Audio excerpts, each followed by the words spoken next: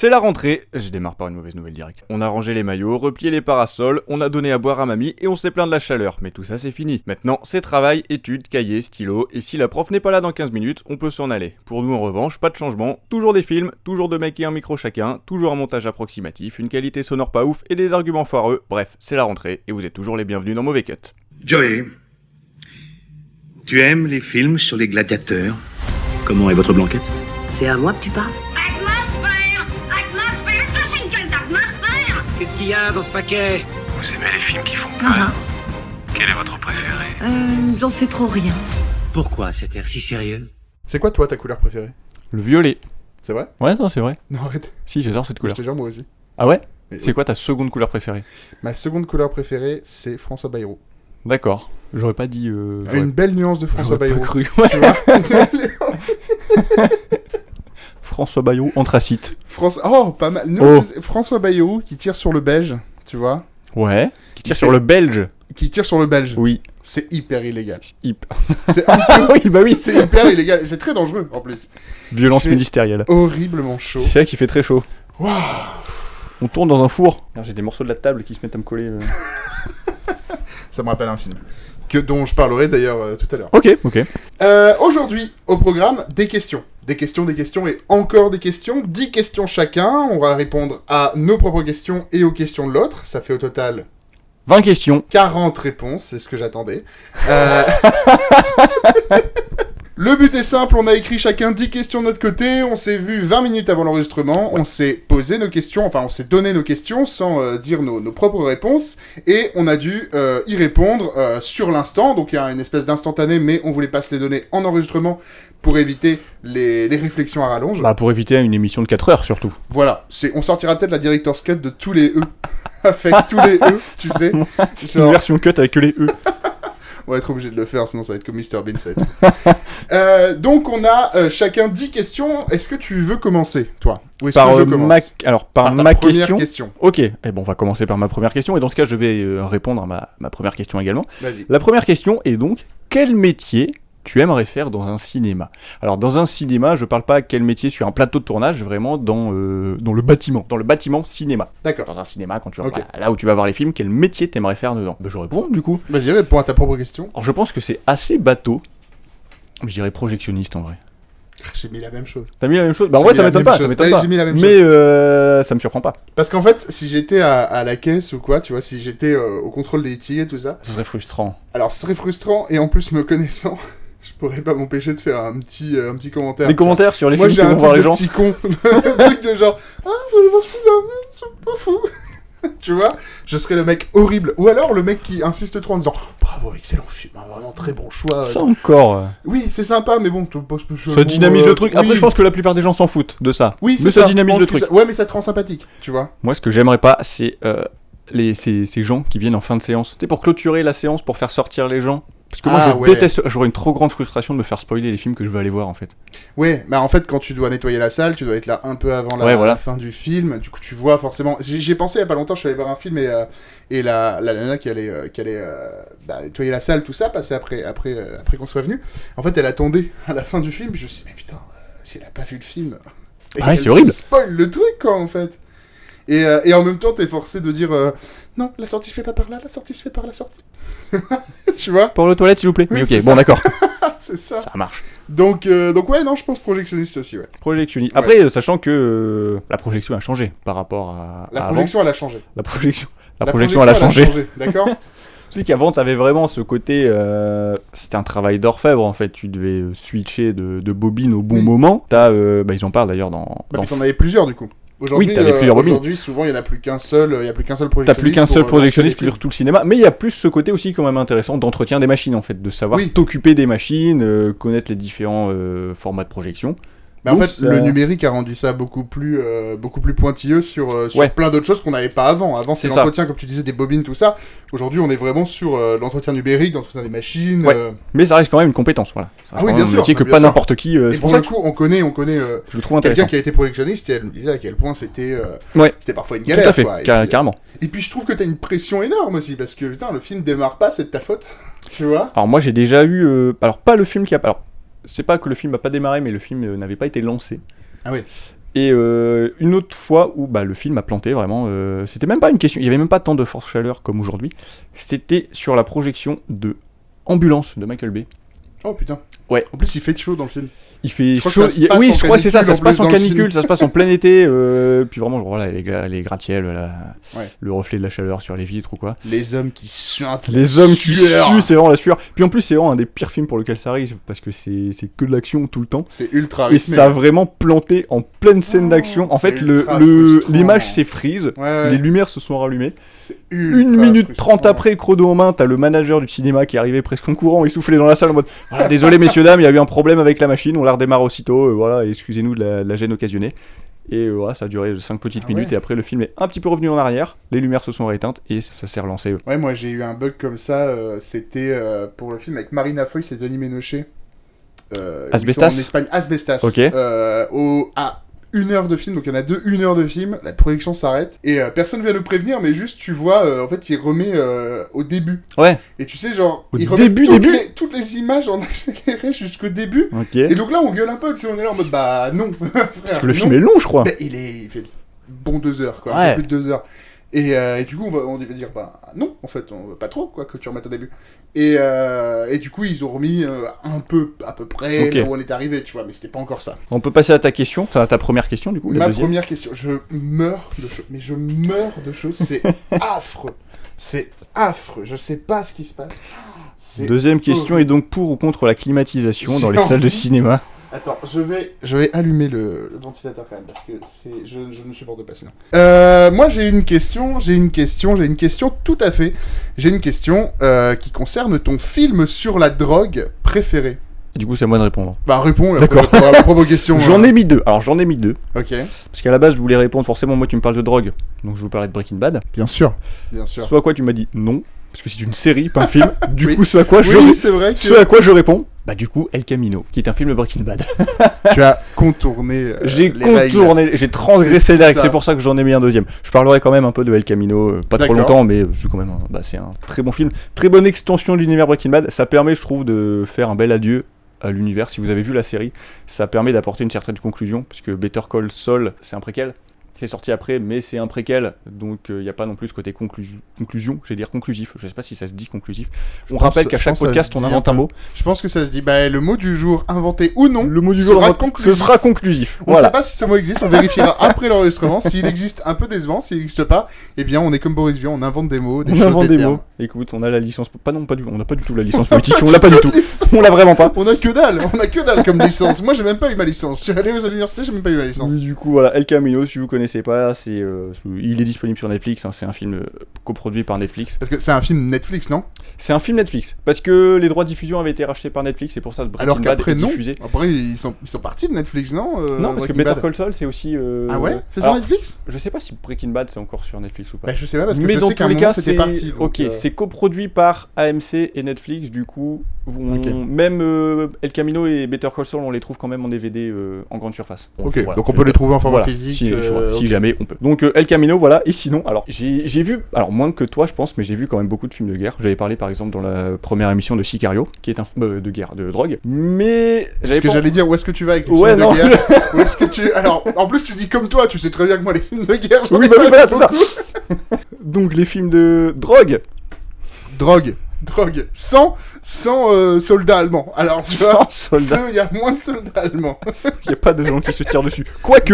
Quoique. Bah, si, film de drogue. Et bien justement, sûr. c'est ce Toujours un moment où que, les bah gens se tirent justement, dessus. c'est ce que j'allais dire. Film de drogue, ça reste souvent de la traque, il reste souvent un peu dans le même genre. Du coup, moi j'ai mis Crazy Bear, Ah, qui bien. est un film de drogue. Tu l'as vu?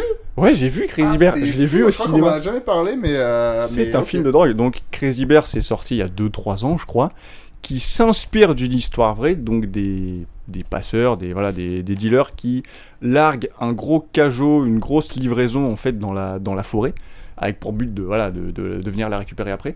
Et c'est un ours qui tombe dessus et qui va bouffer toute la drogue et qui va devenir complètement drogué. Donc déjà un ours en soi un peu dangereux comme animal, Un peu dangereux, mais moins qu'un homme. et un ours drogué. Tu vas le dire. Ah non, alors, Alors un ours drogué, quand un ours même moins drogué, dangereux quand qu'un même homme moins dangereux drogué. qu'un homme. Sache-le. Mais oui, c'est vrai que le postulat de base est Et impressionnant. surtout quand tu le sais que c'est inspiré des faits réels. Ouais, c'est fou. Et du coup, voilà, ça raconte l'histoire de... Bah, ça se base sur plusieurs points de vue, hein, des gardes forestiers, des gens qui vont faire la visite dans cette espèce de parc naturel, et qui vont se faire traquer, poursuivre par cet ours complètement drogué qui va faire n'importe quoi. Et c'est rigolo, c'est violent, c'est vraiment jouissif, ça dure 1h30, c'est kiffant à voir. Et franchement, je vous le conseille si vous l'avez pas vu, c'est un film, c'est un bonbon, je le considère ça comme un Oui, bonbon. c'est un petit film de série B un peu sans prétention. Voilà, Et ça... pas la prétention de faire un grand film inoubliable. Voilà, ça se consomme, et c'est cool, c'est drôle, franchement, c'est kiffant. Donc, Et puis c'est pas le dernier film de Ray Liotta. Ah, c'est vrai qu'il y a Ray Liotta dans le film. Putain, c'est vrai, ouais. Et je me demande si c'est pas le dernier film dans lequel a joué Ray Liotta. Ray Liotta, attends, Qui joue l'espèce de grand méchant mafieux du Ouais, film. Et je crois que c'est son dernier film. D'accord, je vais vérifier ça tout de suite, hein, si tu veux broder, Vas-y, en attendant. si tu as une meilleure... Parce que moi, quand j'ai lu mon téléphone, ça fait bip bip. Ray Liotta, drogue. Comme quoi, il est lié. Alors, c'est vrai que le parcours de Ray Liotta au cinéma est vachement lié à la drogue, quoi. Parce qu'on le connaît des Affranchis, forcément, c'est le premier rôle des Affranchis. Et là, c'est vrai que s'il a fini sa carrière avec Crazy Bear, ça veut dire que vraiment sa carrière cinématographique aurait été jonchée de cocaïne. Après, dans sa vie privée, je n'oserais pas... Non, sais pas, ça a l'air d'être... Ah oui, c'est vrai, il était dans Marriage Story aussi, c'est dans ça que j'y ai pensé, il jouait l'avocat, je crois. Oh, ça, c'était bien avant. Ouais, bien avant, mais c'est parce que j'ai vu dans sa filmo... Alors, il a fait Cocaine Bear, donc c'était en 2023. Ouais. Ensuite, en 2023, il y a eu un autre film qui s'appelle Fool's Paradise. D'accord. Charlie Day, ok. Dangerous Waters. Et en 2024, un film qui s'appelle 1992. Ok. Donc c'est pas... c'est pas Crazy Bear. Après, en termes de tournage, voilà, enfin, il est probablement... Oui, c'est peut-être son dernier tournage, alors. Parce qu'il est mort en 2022, et tous ces films-là, c'est des films qui sont sortis en 2023. Oui, donc on sait pas dans quel ordre ça a été tourné et tout, Exact, et Cocaine voilà. Bear n'a pas dû mettre des années à voir le jour non plus. Ça m'étonnerait, Vu la forme du film... Ok. Et toi? Film préféré sur la drogue, moi j'ai choisi Las Vegas Parano. C'est avec Johnny Depp. Avec Benicio del Toro. Benicio del Toro, qui est du coup dans tous les films de Alors, drogue. Benicio del Toro est dans tous les films de drogue. Généralement, quand il faut un Mexicain inquiétant, c'est Benicio del Toro. Non, mais il y a surtout... Spider-Man. Lequel? Le premier. Tobey Maguire. Il y a surtout Tobey Maguire, blond, qui se Sérieux fait prendre en stop par Johnny Depp et Benicio del Toro. Et il est dégueulasse dans le film. Il fait une petite apparition, mais c'est vraiment très très mémorable. Il a un look pas possible. Et moi, c'est un film qui m'a profondément marqué parce que, en gros, c'est un film où Johnny Depp est reporter sportif. Et il va à un grand événement à Las Vegas. Et dans sa mallette, il a emporté plein de drogues différentes pour ne jamais redescendre sur Terre. C'est fou. Et en fait, le film est un immense trip. Ouais. Donc c'est un film de Terry Gilliam, Ok. qui était membre des Monty Python, tout ça, donc il fait des films toujours un peu fous et tout. Et le film est un immense trip où c'est quand il est sobre que ça devient le plus inquiétant. Parce que, en fait, le reste du temps, il part dans le délire, il est tout le temps... En plus, il a une espèce de calvase, tu sais. Alors, je sais pas si t'as déjà vu cette image où il a son bob, sa grande cigarette, ses lunettes jaunes. Jaune, c'est incroyable. Vraiment, son look dedans est culte. Et le film m'a marqué parce que, en fait, je m'attendais à un film classique dans sa forme, mais pas du tout. C'est un trip psychédélique constant. Et t'as vraiment, une plongée dans sa paranoïa. Le mec devient fou, mais fou allié. Et en plus, il est complètement pris par le rôle, il est possédé. Et non, c'est un film que je recommande parce que, contrairement aux autres films de drogue où on va te montrer un peu, tu sais, genre, il a trop abusé, il va prendre la rédemption et tout, c'est ces histoires où lui, il est constamment sous ça, et le film n'est qu'à un moment T de sa vie, en fait. Ouais, c'est ça. Un moment T de plonger dans constamment de la drogue, avec différents effets. Ce qui est bien, c'est que tu sens que Terry Gilliam, j'en doute pas, a fait beaucoup de recherches sur la drogue, parce que chaque drogue qu'il prend a un effet différent sur lui, tout ça, et il te déforme le paysage, il te déforme tout ça, sa façon de parler évolue aussi. Donc vraiment, c'est un film à voir, c'est une vraie plongée psychédélique dans l'univers de la drogue, et pour conclure, évidemment, ne prenez pas de drogue. Bien sûr. Le mieux, c'est de pas en prendre. Ce sera la morale de fin. Merci à tous de nous avoir écoutés. On a fait que 2 questions. C'était une très courte émission, très courte capsule. Ok. Mais je savais pas qu'en fait, c'est un film qui fait depuis longtemps partie de ma liste. Et je savais pas que c'était Terry Gilliam qui réalisait. Moi, je l'ai découvert sur le tard, le film et le réalisateur. Et parce que jusque-là, j'en avais vu que les affiches, tout ça. Ouais. Mais ouais, c'est une expérience qui vaut le coup. J'aime beaucoup ce réel. Ok, trop bien. Il est super. Alors, question 3. Donc c'est ta question. C'est ma question du coup. T'écoute. Question 3 qui est ma 3e question. Ma 2e question. Je vais arrêter de faire ça parce que sinon on va s'embrouiller. Quel film as-tu le plus vu au cinéma? Alors moi je vais commencer parce que je sais. Vas-y. Moi c'est Top Gun Maverick. C'est vrai? C'est Top Gun Maverick qui m'a tellement coupé le souffle quand je l'ai vu Ouais. que j'ai vraiment ressenti ce besoin de le revoir. Alors que récemment, il y a le dernier Kosinski qui est sorti, F1, avec Brad Pitt. Oui. Que j'ai beaucoup aimé. Il y a... L'entend-on. T'as dit... En fait, c'est quand t'as dit F1, Quand j'ai dit je crois F1, qu'il y a une voiture qui s'est... il y a Brad Pitt qui s'est garé. Il n'y a jamais aucun bruit dans ce quartier. Salut, c'est Brad, j'ai besoin d'argent pour réparer ma voiture, elle arrive plus à démarrer. Horrible.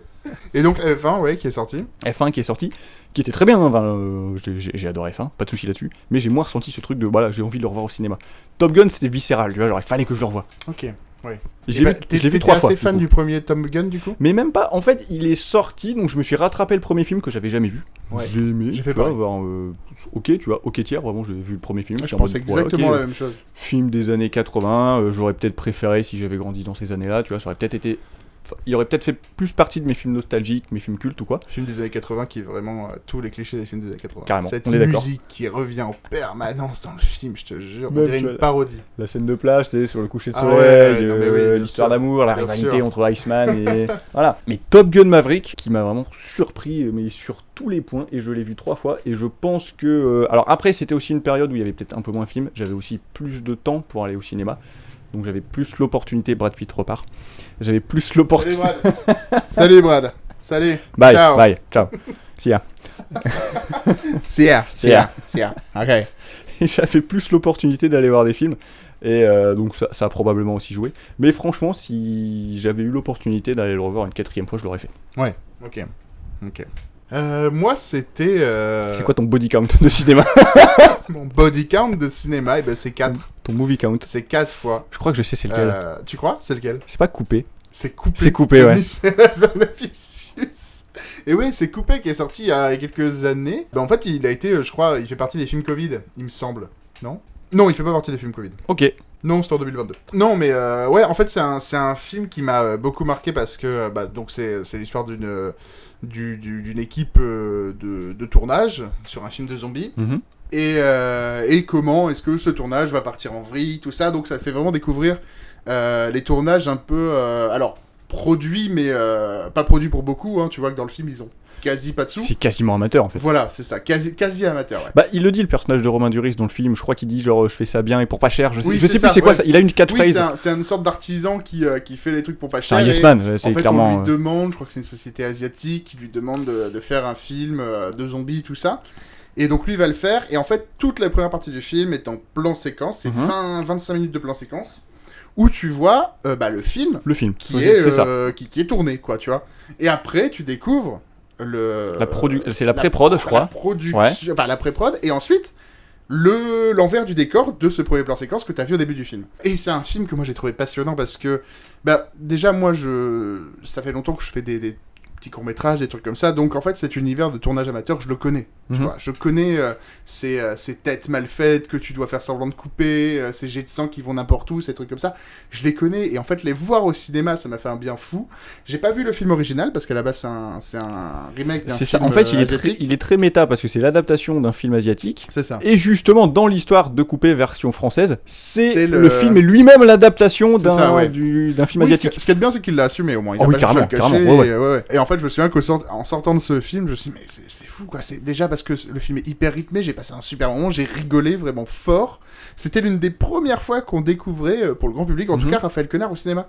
C'est vrai. Il était dedans, C'est avec vrai. Romain Duris, avec Finnegan Oldfield. Grégory Gadebois qui est dans le Grégory film, Gadebois Bérénice aussi. Bejo. Bérénice Bejo qui est dans beaucoup de films d'Ajanavicius et qui est génial d'ailleurs dans le film parce qu'elle joue très bien cette espèce de final girl de film d'horreur.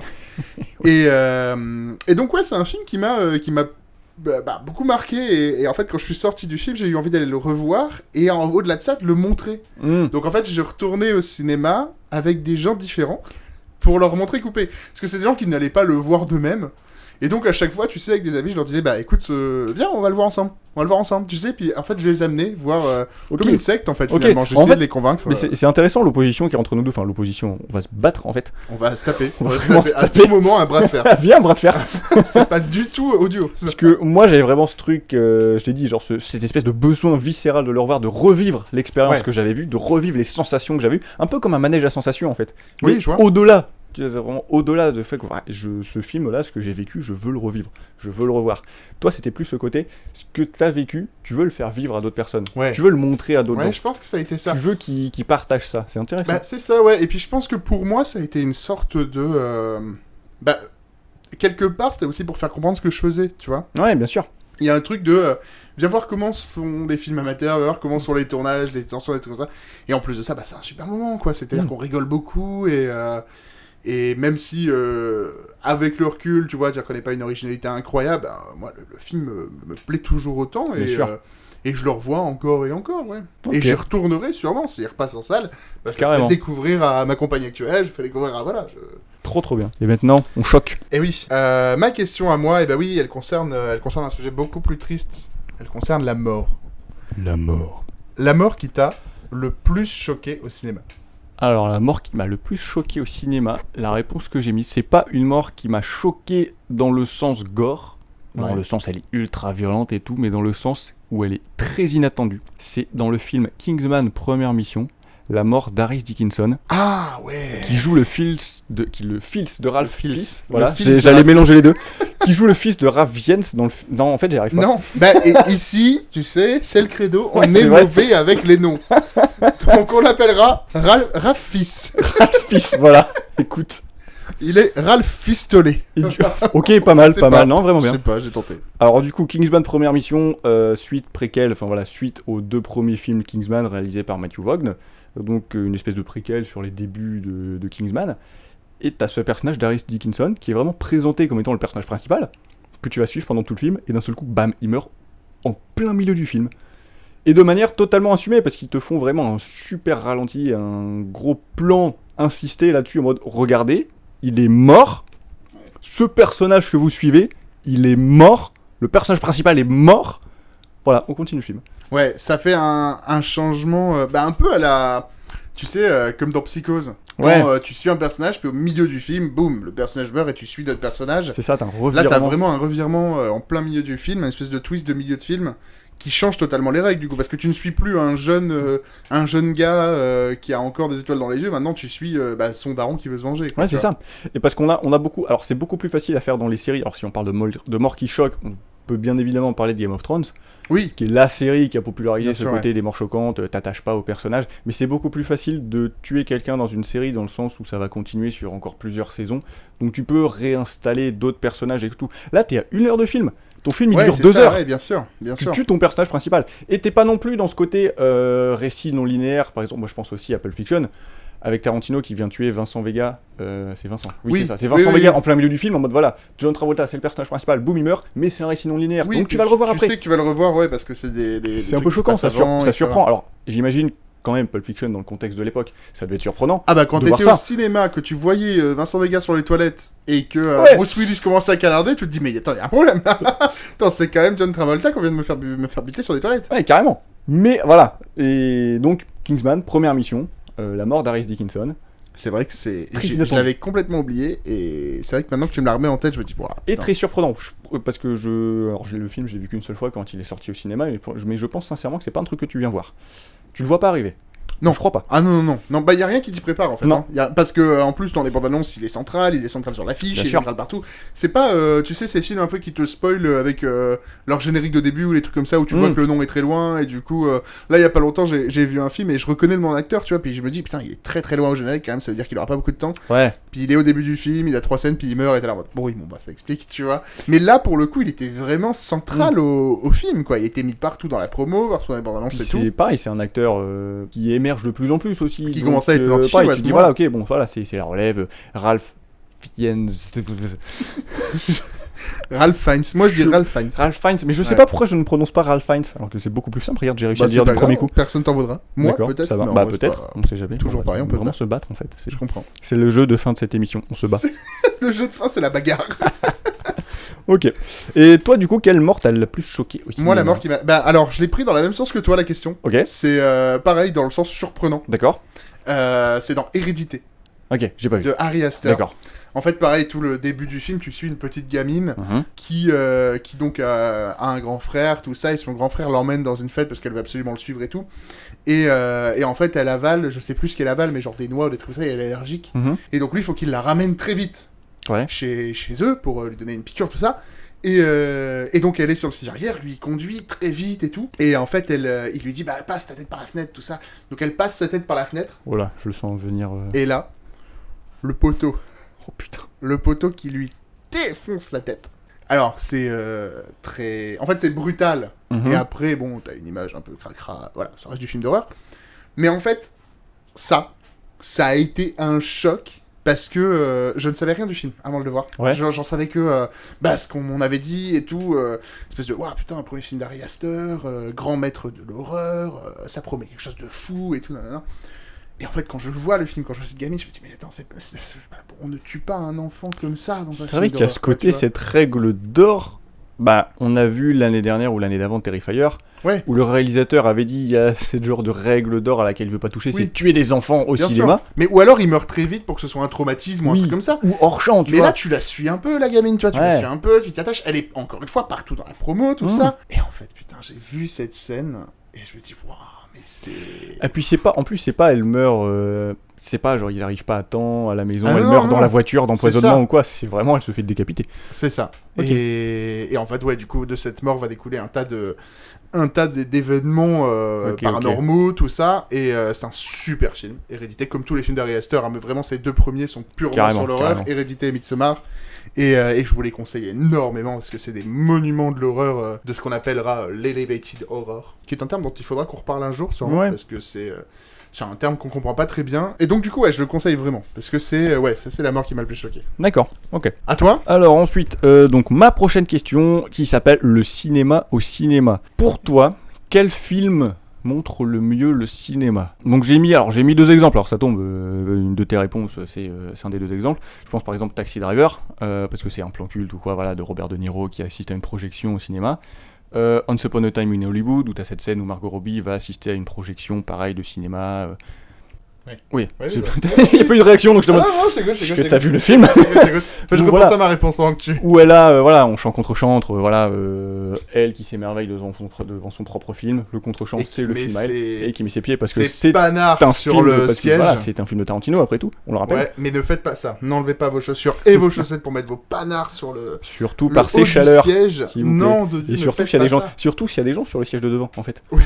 Ne mettez pas vos pieds sur ma pieds tête sur pendant que je regarde un film, en fait, s'il vous plaît. Mais arrêtez, enlevez vos pieds, madame. Mais même si vous êtes Margot Robbie, en plus, ne le faites pas. On sait qu'on est grand, peut-être qu'on gèle, mais dans ce cas-là, dites-le nous, y a pas de soucis. Ils te mettent des coups de pied. Il y a des manières dans la tête. Alors pour toi, quelle séquence de film, quelle scène ou quel film en général montre le mieux le cinéma au cinéma? Alors, j'ai beaucoup réfléchi, je pensais à la scène des nerfs à vif de Martin Scorsese où De Niro hurle dans le cinéma et tout, et dérange les familles autour de lui et tout. Je pensais à Queer quand il va voir un film avec son amant et qu'il rêve en transparence de lui mettre la main sur l'épaule, tout ça. Mais la scène que j'ai choisie finalement, c'est une scène d'un film que j'aime énormément, une comédie romantique qu'on aime, je pense, tous les deux énormément. 500 jours ensemble. D'accord. Quand ils vont au cinéma et qu'ils s'imaginent dans les films qu'ils sont en train de regarder. Donc il y a, je crois, le 7e saut de Bergman, il y a des films d'auteurs comme ça. Et en fait, ils s'imaginent à la place des personnages dans l'écran. Et je sais pas, cette scène, elle m'a marqué parce que je la trouvais ludique. Ce qui est très beau, parce que c'est une projection, finalement. C'est ça, il y a un espèce de double sens de la projection, tout ça. Et ils vont le faire plusieurs fois dans le film, notamment quand ils vont chez Ikea et que, en fait, dans ces pièces témoins, ils s'imaginent une vie à chaque fois. Il y a constamment une espèce de... Notre histoire pourrait être un film, notre histoire pourrait être... Même le split screen, en fait, le split screen qui est aussi en soi une projection. Des attentes et des réalités. C'est un film qui montre, en fait, ce que l'histoire aurait pu être. Parce que le film est très honnête dès le départ, ils ne vont pas finir ensemble. C'est une histoire de 500 jours, tout le titre. Et donc, je trouve ça hyper intéressant, en fait, cette projection de leur histoire sur l'écran. Et voilà, de rejouer ces scènes de films un peu cultes, moi je trouve ça très ludique déjà, et que ça a beaucoup de sens dans le film. C'est vrai, j'ai complètement oublié cette séquence-là, mais c'est vrai que intéressant. Et toi? Alors moi c'est un film beaucoup plus récent, c'est la séquence de fin de Babylone. Et en particulier ce long travelling qui va parcourir toute cette salle de cinéma qui est remplie de spectateurs en tout genre. Ouais. T'as des enfants, t'as des couples, t'as des personnes âgées, t'as des plus jeunes, t'as vraiment tout profil et ça va vraiment genre parcourir l'assemblée en fait, ça va montrer tous les rangs un par un de tous ces gens qui s'émerveillent devant le film qui est projeté devant eux pour finir devant Dany, je crois, non Mani. Devant Mani. Mani, c'est le nom du mammouth dans la jeu glace. Oui. Alors, Rien à voir, mais oui. Mais là, non. Mais là, non. Mais oui. Et du coup, va finir devant le personnage principal masculin, Mani, qui en plus, dans le film, si je me rappelle bien, va voir ça au hasard. En fait, il tombe sur la séance au hasard. Et du coup, il va assister à la projection. Mais c'est parce qu'il avait longtemps, on lui avait parlé de ce film et tout, qu'elle allait se faire, tout ça, oui. Et il va parce il va assister à la projection de Chantons sous la pluie. Chantons sous la pluie. Et voilà. Et du coup, il y a aussi ce montage très rapide de tous les films de l'histoire du cinéma c'est ça, qui ont jalonné l'histoire du cinéma. Déclaration d'amour au cinéma à la fin, mais plus précisément, en fait, vraiment ce long travelling en fait, qui va parcourir la salle de cinéma, moi je le trouve magnifique. C'est vrai que c'est très très beau. Et ce plan, pareil, me reste en tête énormément, moi aussi. Ouais, et ce plan final de Mani qui est là, qui pleure de joie devant la... C'est facile, mais ça fonctionne. Voilà, les frissons quand j'ai vu ça au cinéma. Ah bah un mammouth qui pleure, de toute façon, ça fait...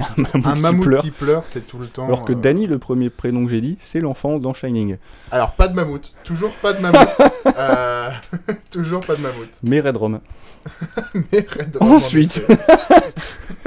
Ensuite, eh bien, ce sera le personnage de cinéma qui t'a le plus marqué. Alors moi j'ai un personnage qui m'a énormément marqué. En fait c'est pas tant par le personnage en lui-même, de par son histoire ou quoi, mais de par la performance d'acteur. Vas-y. Parce qu'en fait c'est par extension, je pense, c'est pas mon acteur préféré, mais c'est mon acteur, enfin la performance de cinéma que je préfère, qui m'a le plus marqué, c'est le personnage de Bill le Boucher, donc Gangs of New York.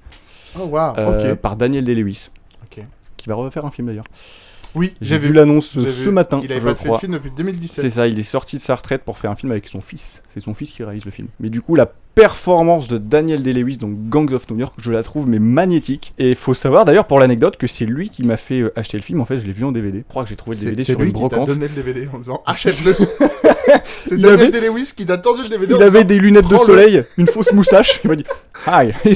Take this movie, fucking bastards. Et tu dis oui, Daniel D, pas de soucis, Daniel D. Daniel D. Son nom de famille, c'est ça Lewis. Fait longtemps. Et son prénom, c'est Daniel D. Et donc il est venu dans ton carrefour pour te dire tiens, prends ce film. Salut. Oh, il est trop sympa, putain. Tes stands de dégustation de fromage, tu vois, genre goûte ce fromage. Et point ce film. Do you take a Martin Scorsese movie? J'ai pas fait de film depuis 8 ans. Et du coup... Donc c'est lui qui t'a fait acheter le film. Mais par la jaquette, en fait, je sais pas, genre...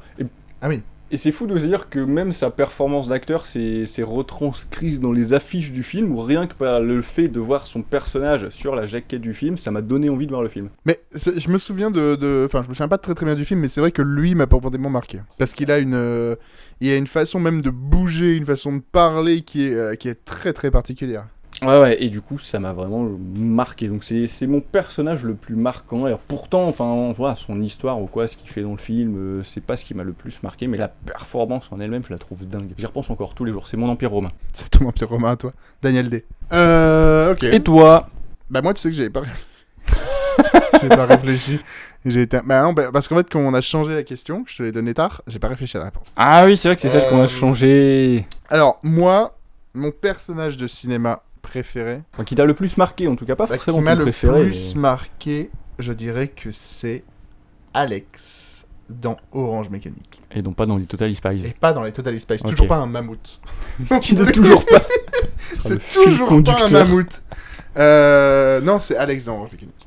D'accord. Parce que c'est un personnage que je trouve... Alors, évidemment, monstrueux. Bien sûr, détestable. Mais monstrueux, charismatique. Tu vois, il a un truc... Moi, en plus, je l'ai vu en VF, et sa VF est tout aussi classe. Ouais. En VF et en VO, hein, et vraiment, le personnage d'Alex dans le film est d'un magnétisme où tu te dis, mais il peut tout arriver à ce gars, je le suis, quoi. Et en fait, son regard, c'est la scène du regard, le lent travelling vers son regard. Elle m'a hanté, je crois, tu vois. Et en fait, ce personnage-là est sans doute mon personnage de cinéma préféré parce que D'accord, ok. je trouve qu'il représente toute cette liberté que le cinéma peut offrir plutôt que de représenter la violence de la société par un jeune qui va tabasser juste des gens dans la rue. On le représente aussi par ce jeune qui n'a aucune émotion, pour qui la violence est un jeu, pour qui l'ultra-violence n'est pas un gros mot, mais plutôt une activité.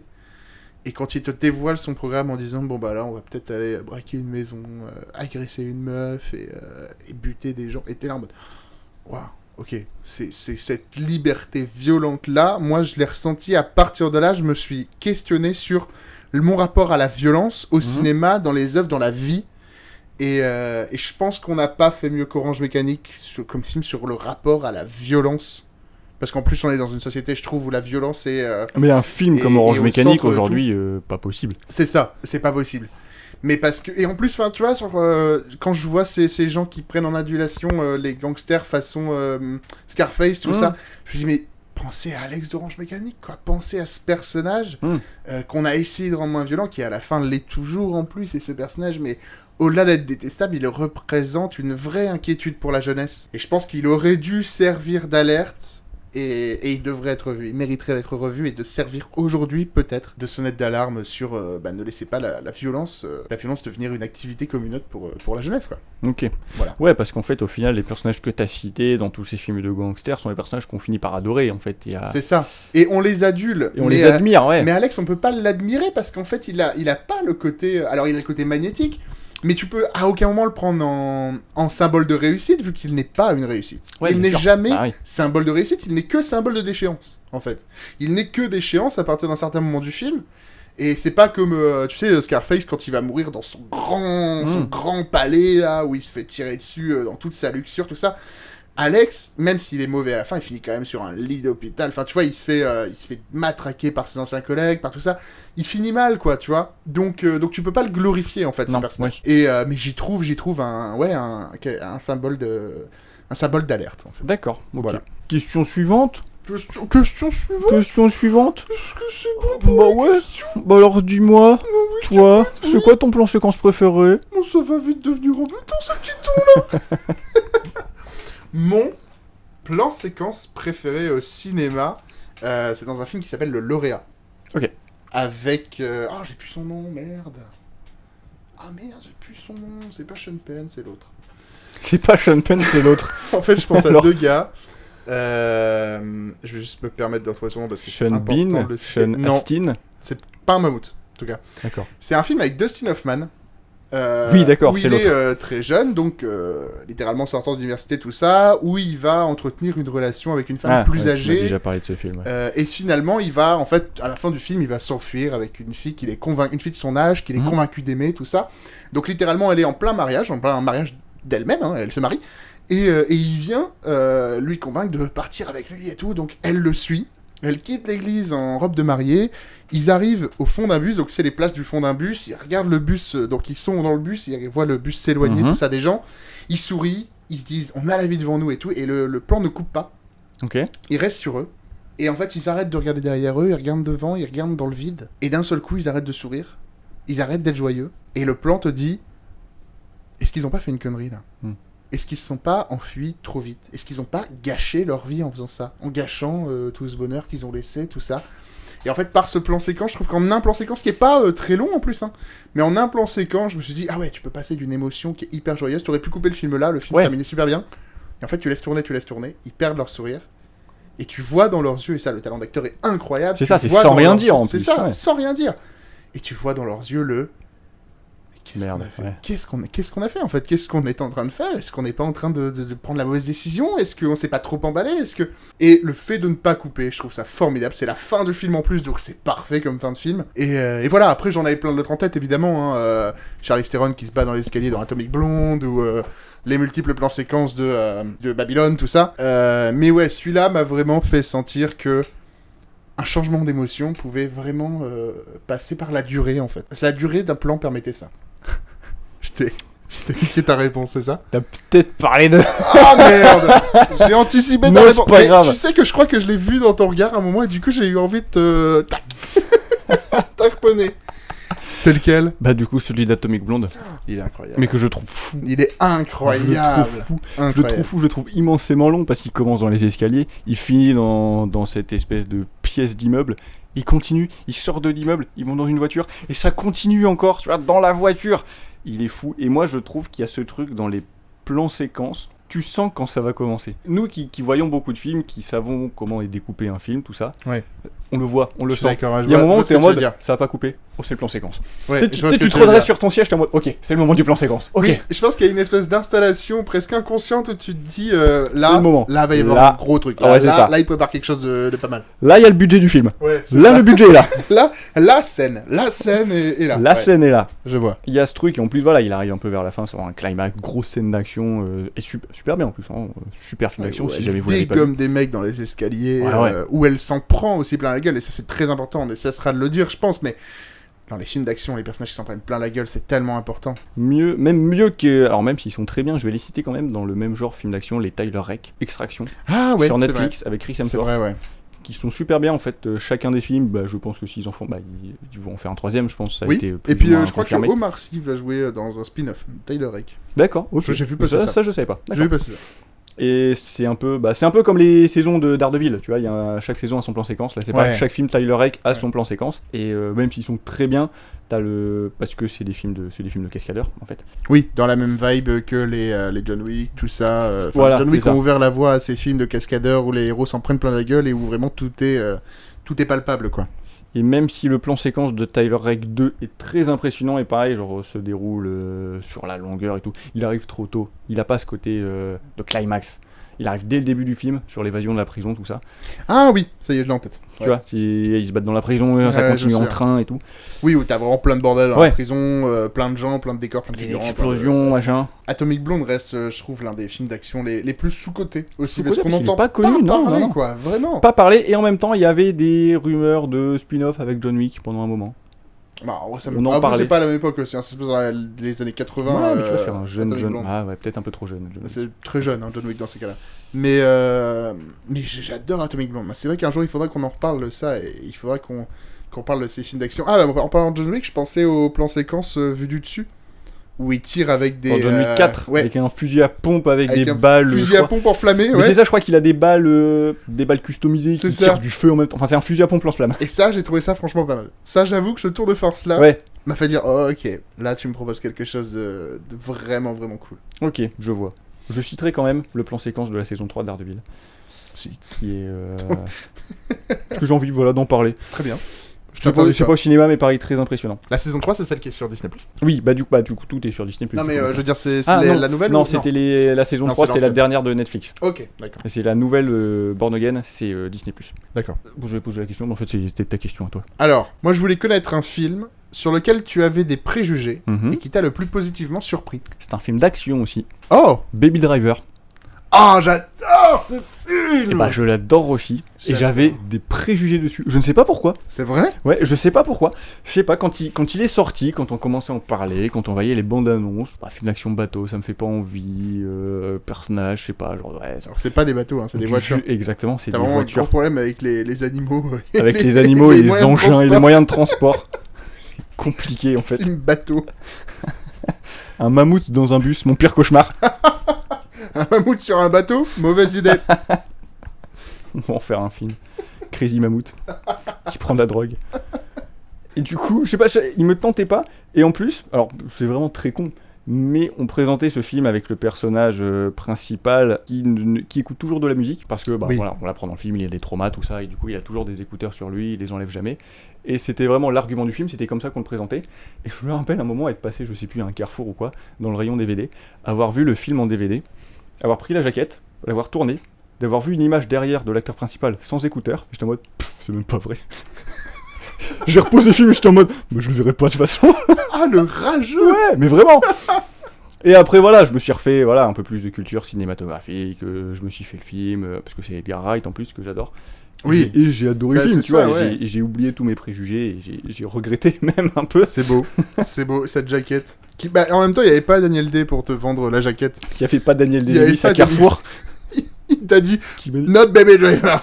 Take that. take this that. one. Ok, ah putain. Ah, je m'attendais pas à ce que tu dises ouais. celui-là. Bah, et surtout que c'est un film qui est adulé, enfin adulé peut-être pas, mais reconnu, Oui. adoré de tout le monde. Bah après, il a pas fait date non plus, hein. Je veux dire, on Non. le cite pas encore aujourd'hui comme l'un des grands films du siècle. Non plus. Mais moi, je me rappelle de cette scène de fusillade où t'as les coups de feu qui sont synchronisés avec la musique. Ah ouais. Et cette scène d'intro au début où t'as les. Bah, c'est pareil, c'est un petit plan séquence où tu suis le personnage principal et dans la rue, sur les panneaux publicitaires, en graffiti sur les murs, tu vois les paroles de la musique.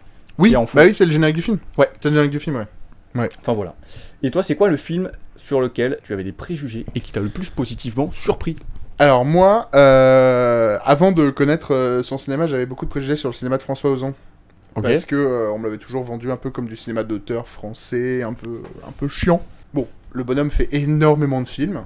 J'ai vite découvert qu'en fait, il y avait un productif, film hein. sur deux qui était vraiment bon et le reste était un peu en demi-teinte. Et donc, en allant voir Été 85, je me suis dit, oh là là, une romance adolescente à la mer, entre petits bourgeois, tu vois.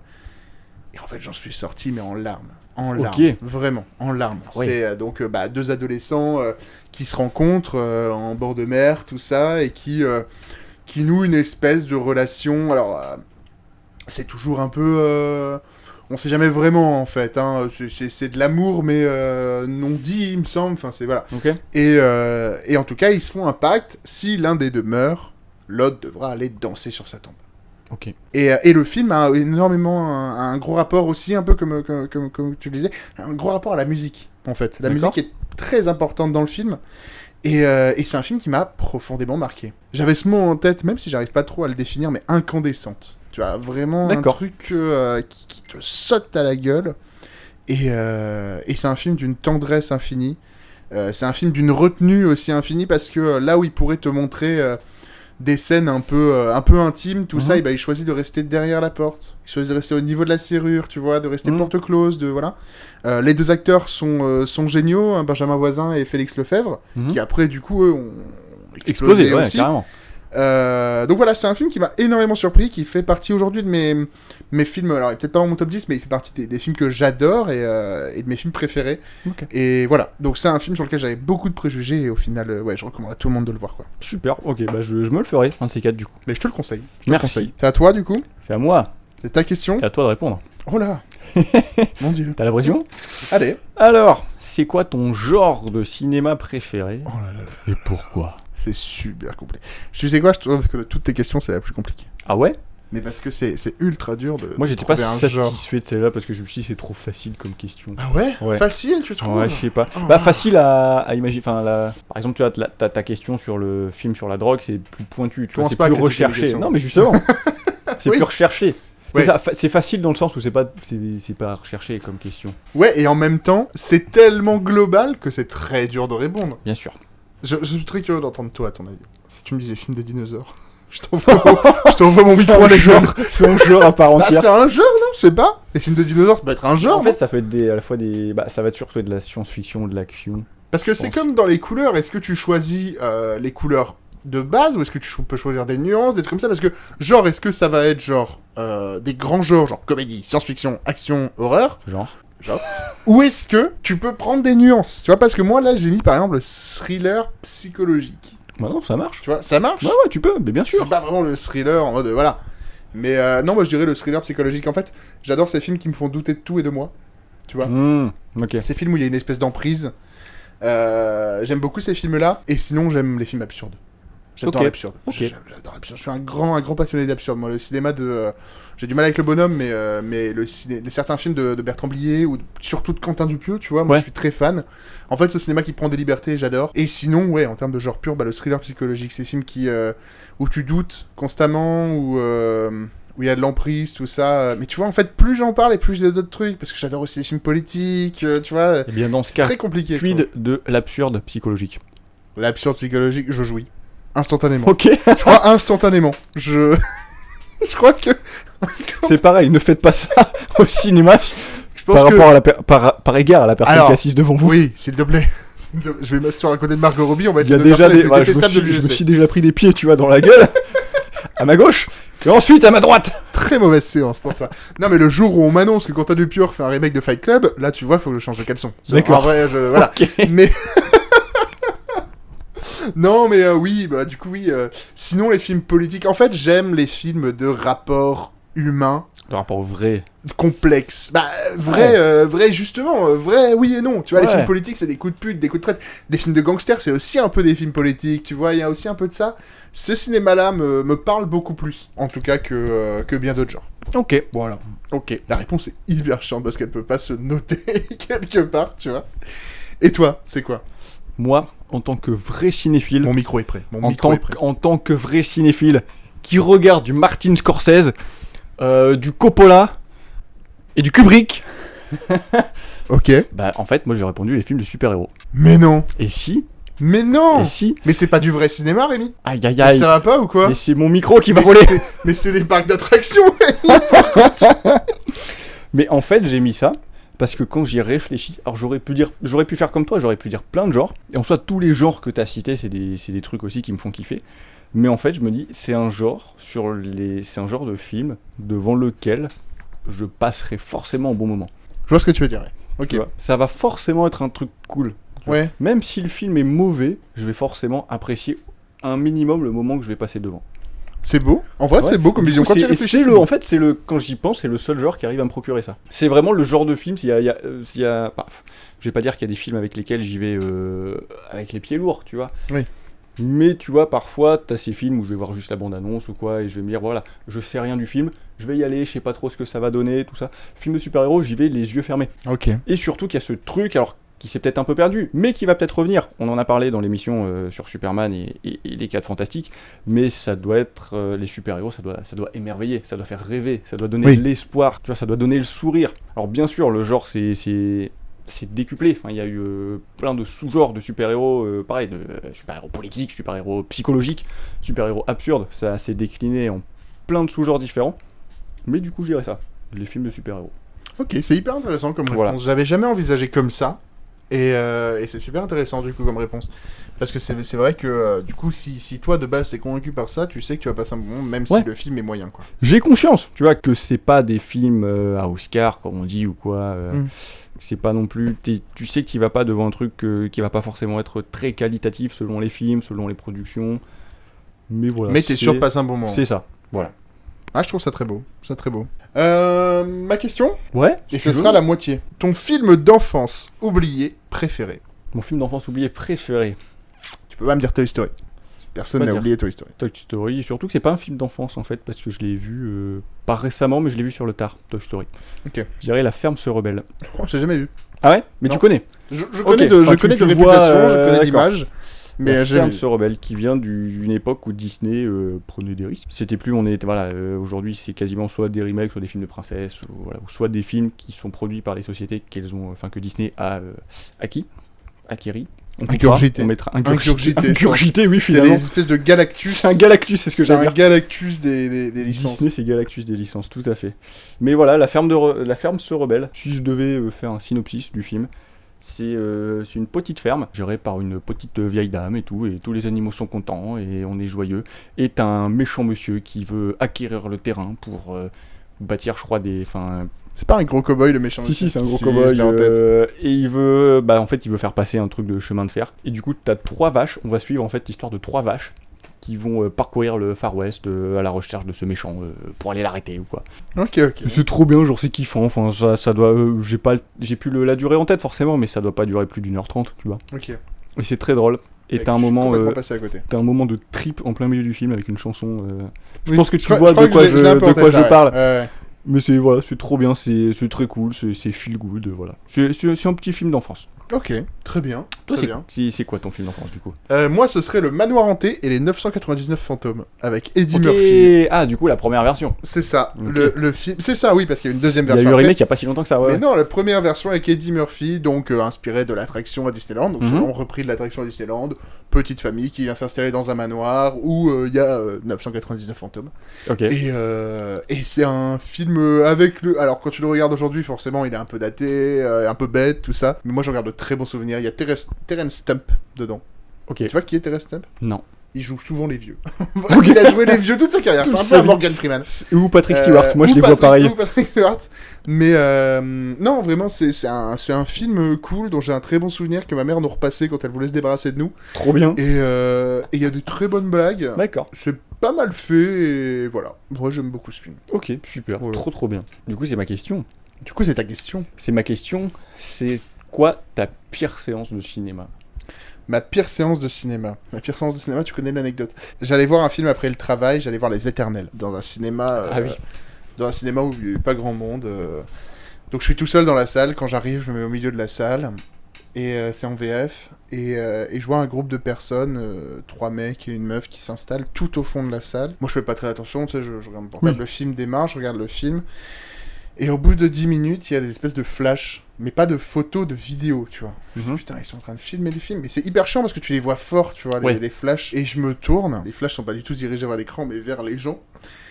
Et je vois la tête de la dame qui est baissée et qui se relève et se rebaisse. C'est comme ça. Et je comprends ce qui se passe. En fait, elle a acquiescé.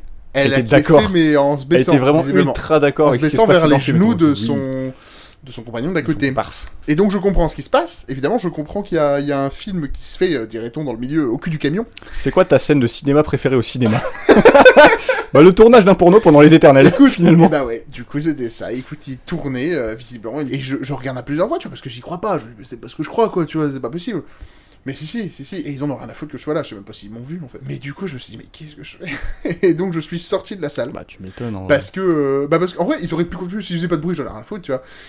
Mais il y avait leur flash. Il y avait leur flash constamment. Et je me vois pas aller voir 3 gaillards qui font 2 têtes de plus que moi, leur dire bonjour, est-ce que vous pourriez arrêter de filmer votre porno, s'il vous plaît, pendant que je regarde le Marvel. Et donc je suis sorti, et en fait, je n'ai plus revu Les Éternels. Ah ouais. Je ok. n'ai pas rattrapé Les Éternels. Mais en plus, du coup, c'était une demi-heure, quoi, que j'ai vu. Je n'ai jamais vu la suite et la fin des Éternels à cause de ça, et c'est vrai que ça a été un truc particulièrement désagréable. Et toi, ta pire séance? Ah tiens, j'ai mis le titre du film et je me suis trompé dans la numérotation. J'ai mis Sonic 3, mais j'ai pas vu Sonic 3. C'est Sonic 2. Sonic 2. Sonic 2, parce que en fait j'ai pas vu le 3, je suis pas allé le voir, j'ai pas eu l'occasion d'aller le voir. Sonic 2, je suis allé le voir, c'était ok, et en même temps j'y suis allé, j'aurais pas dû, en période scolaire, enfin de vacances scolaires, Aïe, aïe, aïe, aïe. en VF, et il y avait genre, la salle était remplie de pas mal de gamins, dont un groupe juste derrière moi, qui a chahuté pendant tout le long du film, et C'est vrai. vraiment bruyamment, vraiment fort. Et on rigolait des coups dans le siège tout à l'heure. Et à un moment, il y a vraiment genre un yep de gamin qui est passé entre les deux sièges, entre Oui, le je mien vois, et celui je d'à vois. côté. Était le Il y a petit souvent espace, des gens qui le mettent leur petit jambe espace là, ouais. entre les deux. Il y a vraiment genre un pied qui est sorti. Et je me rappelle vraiment genre avoir chopé le pied, genre l'avoir renvoyé derrière et être en mode oh putain, c'est bon, vous arrêtez là. Je me suis vraiment vénère parce que merde quoi, tu vois. Là, ça a empiété sur mon espace personnel, tu vois, c'est devenu physique. Et en plus, ils étaient pas en mode provocation envers moi, c'était vraiment genre ils chahutaient entre eux. Oui, bien sûr. Parce que vraiment, genre le gamin était vraiment en mode ouais, pardon monsieur, excusez-moi et tout. Oui. Et chiant, tu vois, chiant. Là, t'as agressé un gosse en plein cinéma, ça va en vrai. Ouais, et puis du coup, c'est moi qui me suis fait dégager. Donc, non, c'est pas vrai.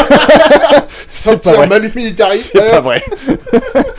Par les gens, du coup, du cinéma, du métier qu'on n'aimerait pas faire, qui sortent les autres gens. C'est facile à répondre, voilà, le côté genre chahutage dans la séance, c'est toujours un truc qui fait chier. Mais là, pour le coup, celle-là, ça a vraiment été très très pénible. Donc voilà, et c'est peut-être aussi pour ça que j'ai pas été tenté d'aller voir le 3, j'ai pas forcément eu envie de réitérer l'expérience.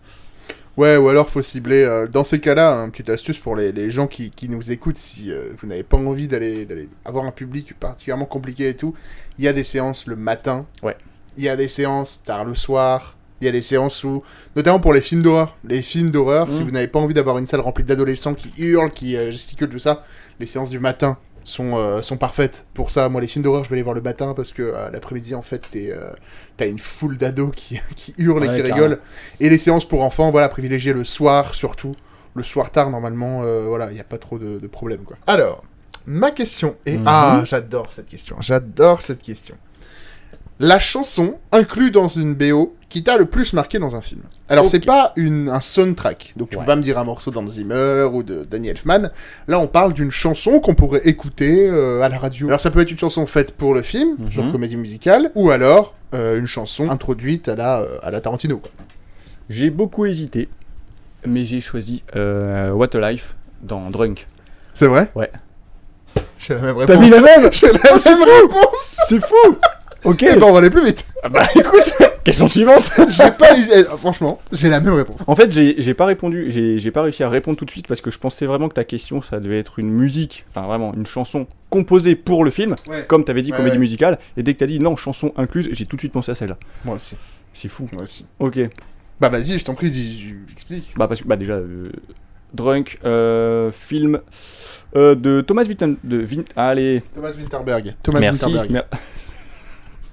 Je me trompe pas, t'as vu? Ouais bah Je me oui. trompe, ouais. Tu l'as dit 2 fois quand même. Non, mais je l'ai dit parce que j'ai dit hors micro la première fois, c'est pour ça. D'accord. Ouais, cherche-toi des excuses en vrai. Du coup, film du réalisateur que tu viens de citer 2 fois, une fois Il en s'appelle micro, comment déjà une fois en micro. Thomas Winterberg. Ça marche, c'est ça. Mais je l'ai dit lentement. Oui. Faut pas te dire pendant plusieurs fois, quoi. Sur 4 amis, 4 professeurs qui vont tester une théorie qui veut que l'homme manque naturellement d'un certain grammage d'alcool dans le sang et qui du coup vont se mettre à boire quotidiennement, pas pour se bourrer la gueule, mais pour maintenir un certain niveau d'alcoolémie qui leur permettrait de devenir vraiment eux-mêmes en fait. Comme diraient les youtubeurs, expérience sociale. Expérience sociale, Bien carrément. sûr. Et du coup, Oui, ils parce vont- qu'en plus, ils se sont dit, on boit pas le week-end. On boit que quand on bosse ou quoi, je crois. Ouais. Il y a vraiment un truc de, on Il y a des boit règles. que Ouais, la c'est ça. semaine. C'est procédural. Ça va suivre, voilà, ces 4 hommes banals, Dont en Mads plus, Mikkelsen. dont Mads Mikkelsen. Qui pour une fois joue un homme banal. En fait, quand il est avec, Quand quand il est au il Danemark, est tu vois, au il joue Danemark, que des il rôles joue des rôles de mec banal. de mecs lambda. Ouais. Et aux États-Unis, ils jouent que des méchants. C'est ça. Que ça veut beaucoup dire quand même sur les États-Unis qui ne sont pas habitués à avoir des gueules qui ne leur ressemblent pas. Et du coup, t'as cette superbe séquence de fin où il va se mettre à danser cette espèce de fête, de frénésie, de joie, d'extase. Et t'as cette musique qui va se lancer, qui apparaît au début du film d'ailleurs. Mais en Il même me temps, semble. une scène d'extase, mais en même temps, la scène intervient à un moment triste en fait. Bien sûr. La scène intervient à un moment triste. Mais c'est pour ça, il y a une rupture en fait, Ouais. qui est nécessaire pour pas non plus que la fin du film soit trop plombante. Alors c'est triste, ça fait t'as des frictions, tu ressens des trucs, les yeux larmoyants, tout ça. Parce que c'est un super film. Bien sûr, à C'est un voir. super Franchement, à film. voir si vous l'avez pas vu. Parce que forcément, leur expérience va partir un peu en couille, tout ça, et ça Forcément. montre Qu'est-ce vraiment qui pourrait pas le tourner? les dangers de l'abus, quoi, Ouais. en fait. Les dangers de l'abus, et en même temps, qu'il en faut un petit peu de l'abus, en sachant gérer son abus et tout. C'est un des films qui n'est pas, je trouve, moralisateur, en tout cas. Bien Tu sûr. vois, j'ai pas eu le sentiment que le film me disait « Ne bois pas d'alcool ». Il me disait juste « Bien sûr qu'il faut que t'abuses, mais en même temps, il faut gérer ton abus. » Tu vois, il faut pas Ouais. que ça tombe dans quelque chose de trop nocif, dans tout ça. Et allez écouter What a Life. Ouais, et voyez le film. Et voyez le film. voyez les Et deux en même surtout, temps. Voyez le film. Voyez les films de Thomas Winterberg en général, mais voyez Drunk. C'est un super film. En plus, il est super accessible, je trouve, pour n'importe quel public. C'est un film super accessible et moi, c'est un film que je recommanderais, mais chaudement à quiconque. Et pas à King Kong. Ah, pas King Et je Kong, rien à recommanderais voir. je recommanderais pas ça à King Kong. Ni un Non, mammouth. non, Ni un ni un mammouth. mammouth. Ni un mammouth. C'est pas un film pour les gros mammifères. Non, c'est vrai que ça s'adresse pas aux gros mammifères. Ça s'adresse plus aux petits insectes. On a fait la pire séance. Oh non. On peut faire la meilleure séance. Mais dis donc. Mais attends, s'il y a pas une suite logique dans les questions. Mais c'est fou. Il aurait Non, c'est fallu les deux que- seuls en fait, c'est les deux seuls qui suivent. Allez. Tu veux que j'y réponde ou... Non, tu réponds d'abord. D'accord, D'abord. bah tu m'as imposé le truc, ça marche. En fait, ça marche comme ça. Depuis tout à l'heure, quand tu poses une question, tu réponds d'abord à ta propre question. Pas forcément, en vrai, on a fait. C'est vrai, on a fait Mec, le- écoute, on fait une pause, on réécoute tout. On va réécouter les 1h08 d'enregistrement actuellement. Super. Alors, non, mais je peux répondre. Vas-y. Alors, j'ai 3 films. Ok. Un film d'un genre dont j'ai déjà parlé, de genre du super-héros. Avengers Endgame. Parce ça que devait être une belle c'était séance. attendu de fou furieux. Les films sortent le mercredi. Je suis allé le voir un mercredi, vraiment, il n'y a pas eu d'attente. La salle était remplie et il y avait une. Je sais pas comment expliquer, une genre de connexion entre tous les spectateurs. Ça a pas chahuté, ça aurait pu parce que la salle est remplie, donc c'est risqué, surtout pour ce genre de film qui va attirer plein de publics différents. Et franchement, une sorte d'osmose, mais quand le film s'est terminé, t'as ressenti cette espèce de tension qui retombait d'un coup quand le générique a commencé. Tu sentais que tout le monde soufflait, que tout le monde avait vécu la même chose. C'était incroyable. Je sais pas si on revivra ce genre d'attente, ce genre de choses ressenties pendant les séances, alors que ce soit Marvel ou même d'autres films. Mais franchement, cette séance-là m'a marqué. Alors j'ai des séances également. J'ai eu la chance de voir des diffusions de Kill Bill. Ah. Les 2 volets qui avaient été rediffusés en séance culte, une semaine l'un et la semaine après l'autre. Et hyper content parce que ça fait partie de mes films favoris. Il n'y avait pas eu ça pour Endgame, mais là pendant les 2 séances, la salle a applaudi à la fin. Ah, c'est beau. Et je trouvais ça trop cool. C'est beau. un truc qu'on voit plus dans les avant-premières, forcément. Ouais. Parce que t'as les gens qui sont présents sur scène ou quoi. Et là, t'as personne sur scène, t'as vraiment juste, voilà, le générique qui se lance, les lumières qui se rallument, le projectionniste est déjà parti entretenir une autre machine, tu vois, et tout le monde applaudit quand même pourtant. Et j'ai trouvé ça trop beau, trop cool. Et la dernière, alors elle c'est beaucoup plus particulier, un film qui est sorti il y a quelques années, Cette musique ne joue pour personne, Oui. avec François Damiens, J'ai beaucoup Ramzy aimé Bedia, tout ça, très beau film. Et c'est la seule séance de ma vie où ça m'est arrivé, où j'étais tout seul dans la salle. Personne n'est venu filmer de porno après, derrière. J'étais vraiment tout seul. Et j'ai vraiment eu du coup le droit à cette projection pour moi tout seul. Ça m'a fait un peu me soulever quelques questions parce que le titre du film c'est Cette musique ne joue pour personne. Et vers la fin du film, t'as le personnage de François Damiens qui pose une question à un autre personnage. Il lance une musique, il dit si personne ne l'écoute cette musique, est-ce qu'elle existe ? Et moi je me suis posé la question, je me suis dit si personne n'était rentré dans cette salle, si j'étais pas venu, est-ce que ce film aurait quand même existé ? Est-ce que la projection aurait quand même été lancée ? Ça, c'est beau quand même. Si elle s'était lancée, est-ce qu'on aurait considéré que le film existait ? Tu vois ? Parce qu'un film existe plusieurs fois, en fait, t'as plusieurs séances, il peut être lancé en même temps. Dans ta séance, t'as eu le même questionnement que dans le film, il y a un rapport... Et c'est ça que j'ai trouvé fou, c'est que ce soit tombé sur ce film-là. Ouais. C'est très beau comme anecdote. C'est très beau comme anecdote, je trouve. Et toi, du coup, t'as ou tes meilleures séances ? Moi, c'est un peu en lien avec une des réponses que t'as données, c'est que j'ai eu la chance de faire un marathon Tarantino pour la sortie des 8 salopards. Oh. On a pu mater Pulp Fiction, D'accord. Kill Bill 1, Kill Bill 2 et les 8 salopards. Ok, putain, trop bien. Et donc, quand t'arrives aux 8 salopards, t'es lessivé. Et en plus, le film est lent.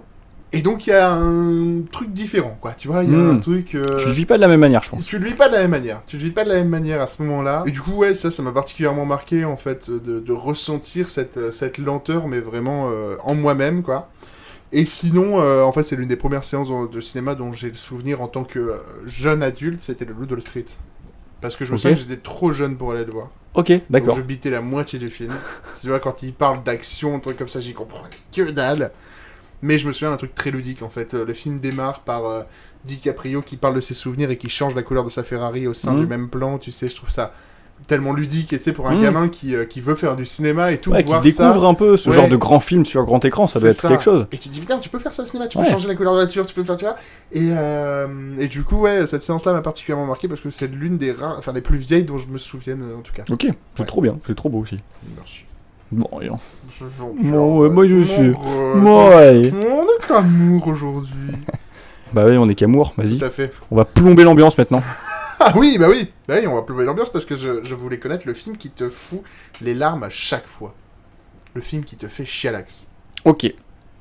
Je vais en répondre 2. En fait, j'en ai un que j'ai mis en réponse là et un qui vient de me venir en tête.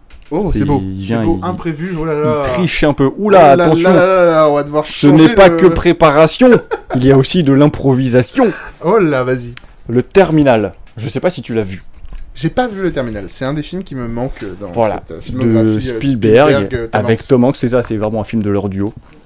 Un film très simple en fait, c'est un mec qui vient d'un pays, je crois que dans le film le pays est pas cité, enfin bref, il se retrouve à l'aéroport de New York, et du coup en fait quand il arrive à New York, quand il arrive aux États-Unis, il y a un coup d'état dans son pays, et du coup il se retrouve dans cette espèce de flou juridique où il ne peut pas retourner dans son pays parce que c'est la guerre, du coup tous les vols sont annulés.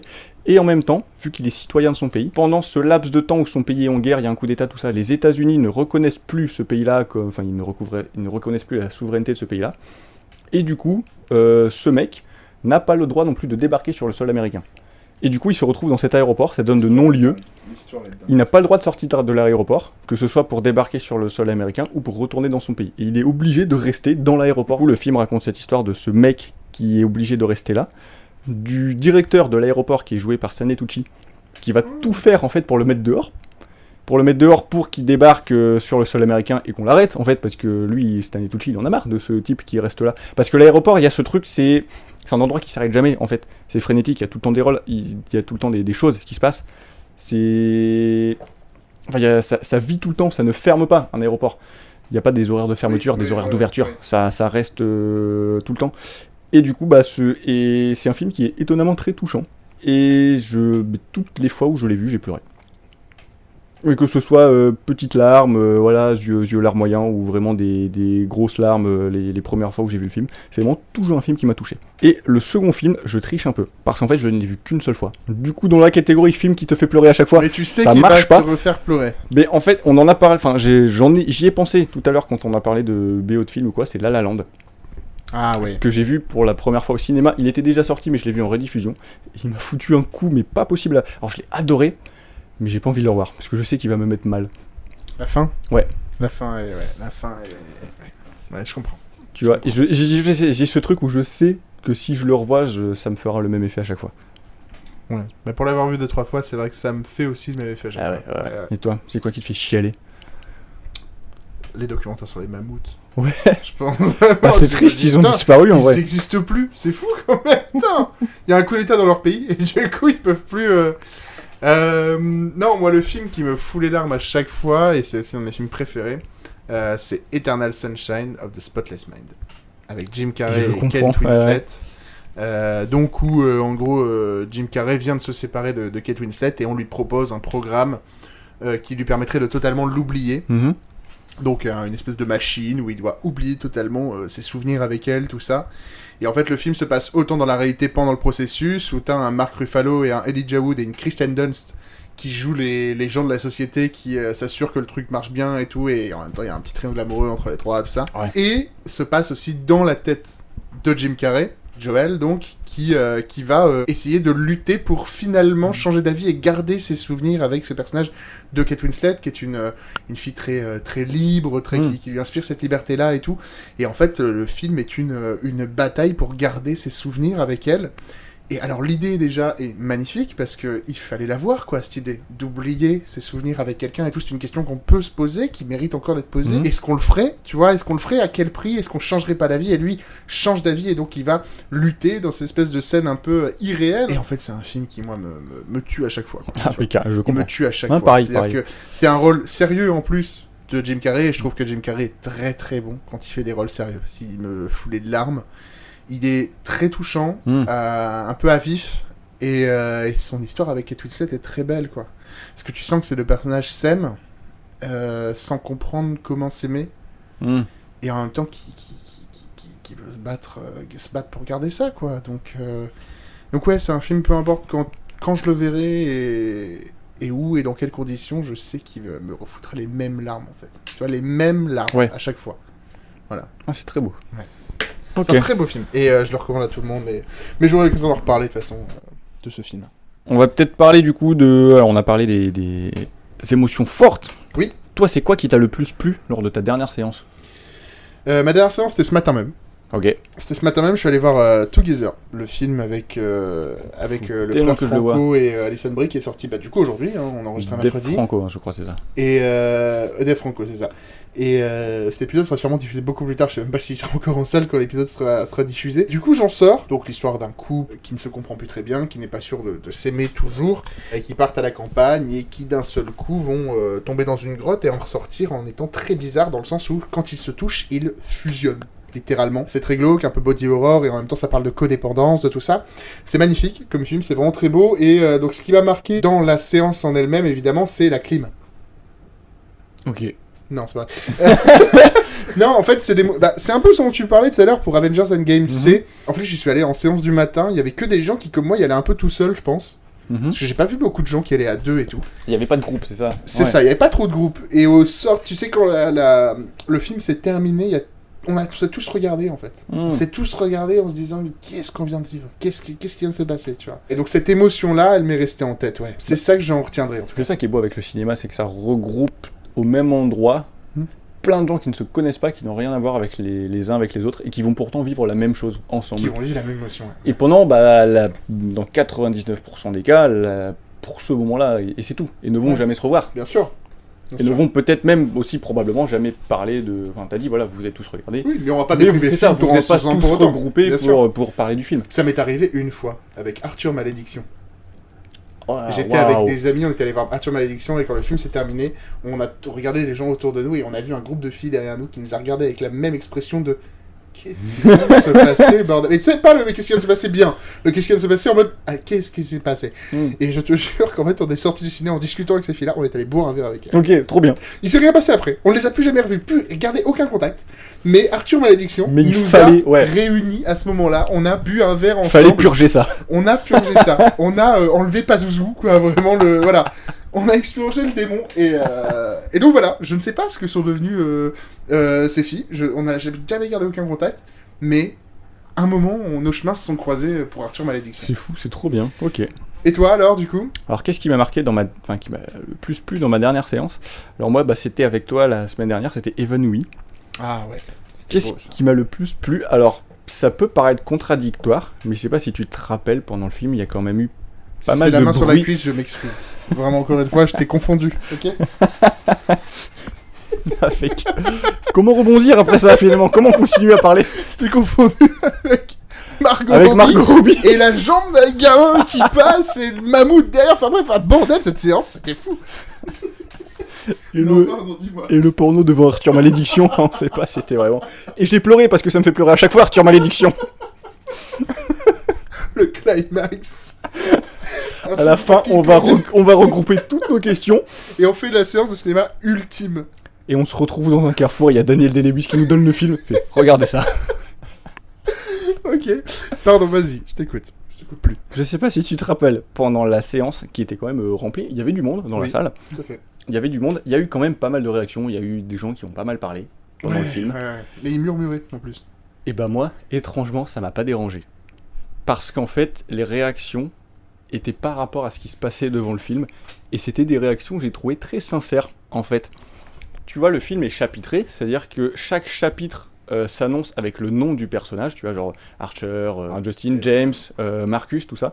Et parfois, tu vois, t'avais les noms qui apparaissaient, on entendait le groupe qui disait « Attends, Marcus, c'est qui Marcus déjà Enfin, tu vois, c'était des réactions. Oui, je vois ce que tu veux dire. en fait, ça m'a pas dérangé, du coup, j'ai trouvé ça même un peu cool, parce que c'était vraiment des réactions sincères. Et je me suis dit, je sais pas, alors c'est un groupe qui doit peut-être pas aller, Évanoui c'est un film d'horreur, ça avait l'air d'être des jeunes quand même, et je me suis dit, voilà, c'est leur sortie du mois, tu vois, ils vont voir le film d'horreur qui vient de sortir ensemble, Ouais. ils y vont en groupe, et ils ont réagi de manière sincère, et du coup ça m'a pas plus dérangé que ça, Je comprends. parce que ça m'a pas Je sorti comprends. du film du coup, Ouais. parce que c'est des réflexions que je pouvais avoir, moi, dans ma tête, à voix basse, sans les exprimer. Bah, moi, tu vois, en fait, j'écoutais pas trop ce qu'ils disaient. Et du coup, il y a plusieurs fois où les murmures, je me suis demandé si c'était dans le film. Ok, Parce que tu sais, Ça aurait pu, ça comme aurait en plus, ils avaient des voix juvéniles et que c'est un film qui parle Oui, d'enfants bien sûr. disparus et tout. Je me suis dit, mais attends, les murmures là, ils viennent de où? Ils viennent de derrière T'es ou devenu ils parano. viennent où c'est des gamins dans le film, tu vois, genre... Et du coup, plusieurs fois, ça m'a fait ça. Mais oui, ok, ouais, je vois ce que tu veux dire et c'est vrai que oui, c'est... Vu comme ça y apporte une forme de beauté. ouais. Donc c'est plus des casse-couilles, c'est Voilà. des gens sincères. Ah, je les ai quand même mis un taquet à la fin du film, tu vois, en Mais sortant. parce que c'était des enfants, tu peux pas t'empêcher de frapper des gosses. Tu peux pas t'empêcher J'aurais d'agresser tiré la jambe, en fait, comme à chaque fois. Dès que tu vas au cinéma, t'agresses des enfants. Arrête, s'il te plaît. Genre, t'es là, tu tapes des gosses à chaque fois que tu vas au cinéma. C'est chiant, merde. J'adore cette question. Ton anecdote de cinéma préférée. Bah du coup réponds, vu qu'apparemment on répond à nos propres questions. Non, vas-y, réponds-toi d'abord. Je te laisse faire en premier. D'accord, parce que t'as pas ok, t'as pas la réponse, c'est pour ça que j'ai compris. Si, j'ai ma réponse. Ok. J'ai ma réponse, mais je veux être sûr des Je dates, suis des trucs comme mauvaise ça, langue. donc... D'accord. Au cas où. J'en ai deux. Alors en fait j'en ai mis une première parce que c'est le truc qui m'est venu en tête, et après j'en ai une deuxième. Alors la première, c'est une anecdote pas très connue. C'est pas vraiment une anecdote, c'est plus un caméo qui est pas très connu. C'est le caméo de Steven Spielberg dans Le Monde Perdu, dans Jurassic Park 2, pardon. J'ai failli invoquer un démon. Si tu dis son nom 3 fois, il paraît qu'il a pas rire. Après le 2, ça va. Jurassic World 2, ça va. Oui, en vrai oui. Et en fait, il y a cette scène de fin où t'as les personnages qui se retrouvent après tous les événements du film, où t'as du coup Jeff Goldblum et Julianne Moore, oui, qui sont là sur le canapé avec, alors j'ai pas le nom de l'actrice, mais c'est Kelly dans le film, la fille de Jeff Goldblum, qui sont à trois, qui regardent la télé. Et du coup, t'as un espèce de champ contre champ où tu les vois eux, tu vois la télé, et eux sont trois sur le canapé, et sur le reflet de la télé, ils sont quatre. Et en fait, c'est Steven Spielberg qui est avec eux, qui a fait son caméo. Qui fait très... En fait, je sais pas le genre de Mais pourquoi réal... Je sais pas, juste il a fait c'est son apparition dans le film. Et pourtant, c'est pas le genre de mec qui fait des caméos... Spielberg, c'est pas quelqu'un qui fait des caméos dans ses films. Et T'es sûr qu'il c'est était pas peut-être assis même un en de ses pause, seuls. tu vois? Genre, il a dit, filme la télé là, filme la télé, s'il te plaît. Je vais me poser un peu, excuse-moi, hein, Jeff. Je me pose un peu. Filme la télé, toi, le stagiaire, s'il te plaît. Et là, il est dedans, tu vois, du coup. Mais je trouve ça beau, du coup, que son caméo dans un de ses films, probablement l'un de ses seuls, ce soit dans le reflet d'une télévision. Bah, carrément, ouais, carrément. Et en Putain. plus, c'est pas du tout un truc que tu repères. C'est pas comme Peter faut- Jackson faut qui avoir joue l'œil, un je sais pas. figurant dans Oui, Le oui. Seigneur des Anneaux qui revient même plusieurs fois. Ouais, tout c'est ça, ouais. Ou Tarantino qui fait souvent des caméos vocaux ou quoi. Bah, ou même qui joue des ou personnages même qui secondaires. joue des hein, personnages, bien sûr. Mais où là, tout le monde le sait, et là, c'est vraiment un truc pas très connu. Ouais, c'est hyper intéressant, ok, je m'en doutais pas du tout. Et je vais rebondir sur Tarantino, pareil, une anecdote que j'aime bien, sur le fait que Tarantino réalisait une scène dans Sin City. Est-ce que tu le savais? Ah non, c'est ton anecdote!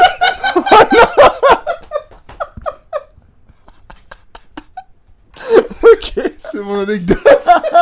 Bah, je te laisse en parler, du coup.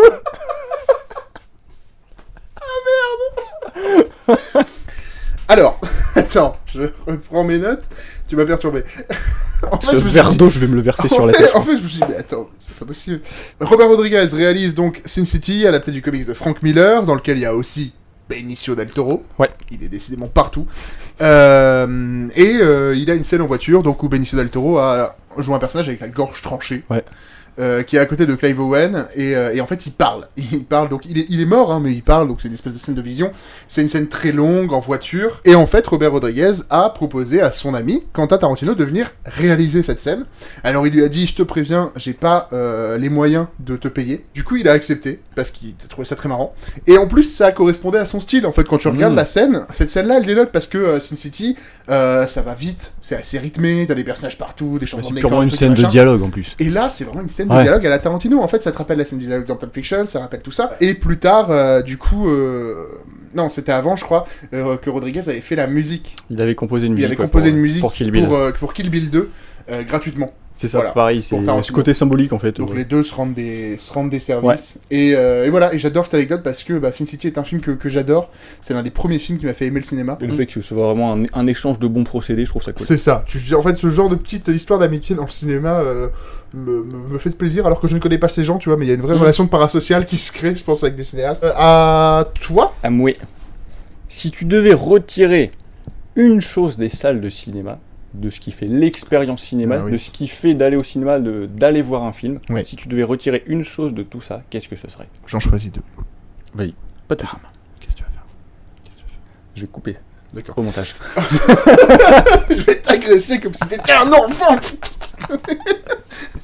Ok. Non, alors, il y a un truc, mais je sais pas si c'est commun à beaucoup de cinémas, les salles mal insonorisées. On a un petit cinéma près de chez nous, où quand on va voir un film, on entend des fois le son de la salle d'à côté. Et quand tu vas voir un film lent et calme, et que t'entends les gros bruits d'explosion de la salle d'à côté, j'avoue que ça me saoule un peu. Tu te rappelles quand on allait voir Les 4 Fantastiques? Oui, ça j'ai eu Pendant très les peur. pubs, on entendait les pubs du film d'à côté, et C'est on les ça. entendait, mais comme si c'était diffusé dans notre salle. Mais je pense que c'est parce que, en fait, c'est parce qu'il n'y a pas la clim partout. Mm. Et du coup, des fois, ils laissent les portes ouvertes des salles pour aérer ou quoi. Et du coup, c'est peut-être ça. Mais j'ai eu très peur que ça continue pour les 4 Fantastiques. Finalement, ça s'est vite arrêté, heureusement. Mais ça, déjà, ça me saoule un peu. Après, un autre truc pour lequel on ne peut rien dans tous les cas, parce qu'évidemment, c'est interdit de les éteindre, c'est les lumières des issues de secours. En fait, ça paraît con, mais quand elles sont placées juste à côté de l'écran, du coup, t'as vraiment un faisceau de lumière, tu sais, donc t'as de la lumière sur toi. Ça peut paraître rien, mais des fois, je porte des lunettes, et en fait, ça crée un faisceau de lumière. Ça crée un faisceau de lumière. Sur la lumière. Et bon, c'est pas gênant hein, dans l'ensemble, tu vois, c'est vraiment tatillon et se plaindre pour se plaindre. Hein. Mais voilà, ça c'est peut-être le truc que j'enlèverai. Après, je sais évidemment qu'on n'a même pas le droit de les éteindre. Hein, Non, même les couvrir, enfin c'est voilà, interdit. c'est ça. Ouais. Il y a une belle discussion là-dessus d'ailleurs dans le Steve Jobs de Danny Boyle. Où Steve Jobs, pour sa présentation, il voulait un noir complet et il a dû batailler pour éteindre les lumières des secours fou. et tout. C'est hyper intéressant. Alors, moi, je sais que ça pose un problème aussi au théâtre, parce que le vert, ça porte malheur. Parce qu'en fait, c'est vert. c'est ça, c'est vert. Parce que, alors pour l'anecdote, la légende veut que Molière soit mort sur scène et qu'il portait des habits verts. Et c'est pour ça, du coup, que le vert porte malheur au théâtre. Et du coup, voilà, dans les salles de théâtre, t'as plein de metteurs ou de metteuses en scène, en fait, qui ont ce côté très... voilà, on croit à la légende, on perpétue un peu le mythe ou quoi, et qui sont très embêtés par les issues de secours. Parce qu'on ne peut pas les couvrir, on ne peut pas les éteindre, forcément. D'ailleurs, les mecs qui jouent les arbres dans les scènes de théâtre, c'est tout le temps les mecs les plus détestés. généralement. Ouais, j'avoue que ce qui généralement, porte malheur. c'est comme dans le spectacle des enfants, celui qui joue l'arbre, c'est le plus détesté. Ça, tu vas le mettre en vert, c'est pas grave. Ce sera toi qui auras la shkumun, allez hop. C'est toi qui invoque le démon. C'est vraiment une émission où on n'aime pas les enfants. Bah justement, moi, si je devais retirer une chose des salles de cinéma...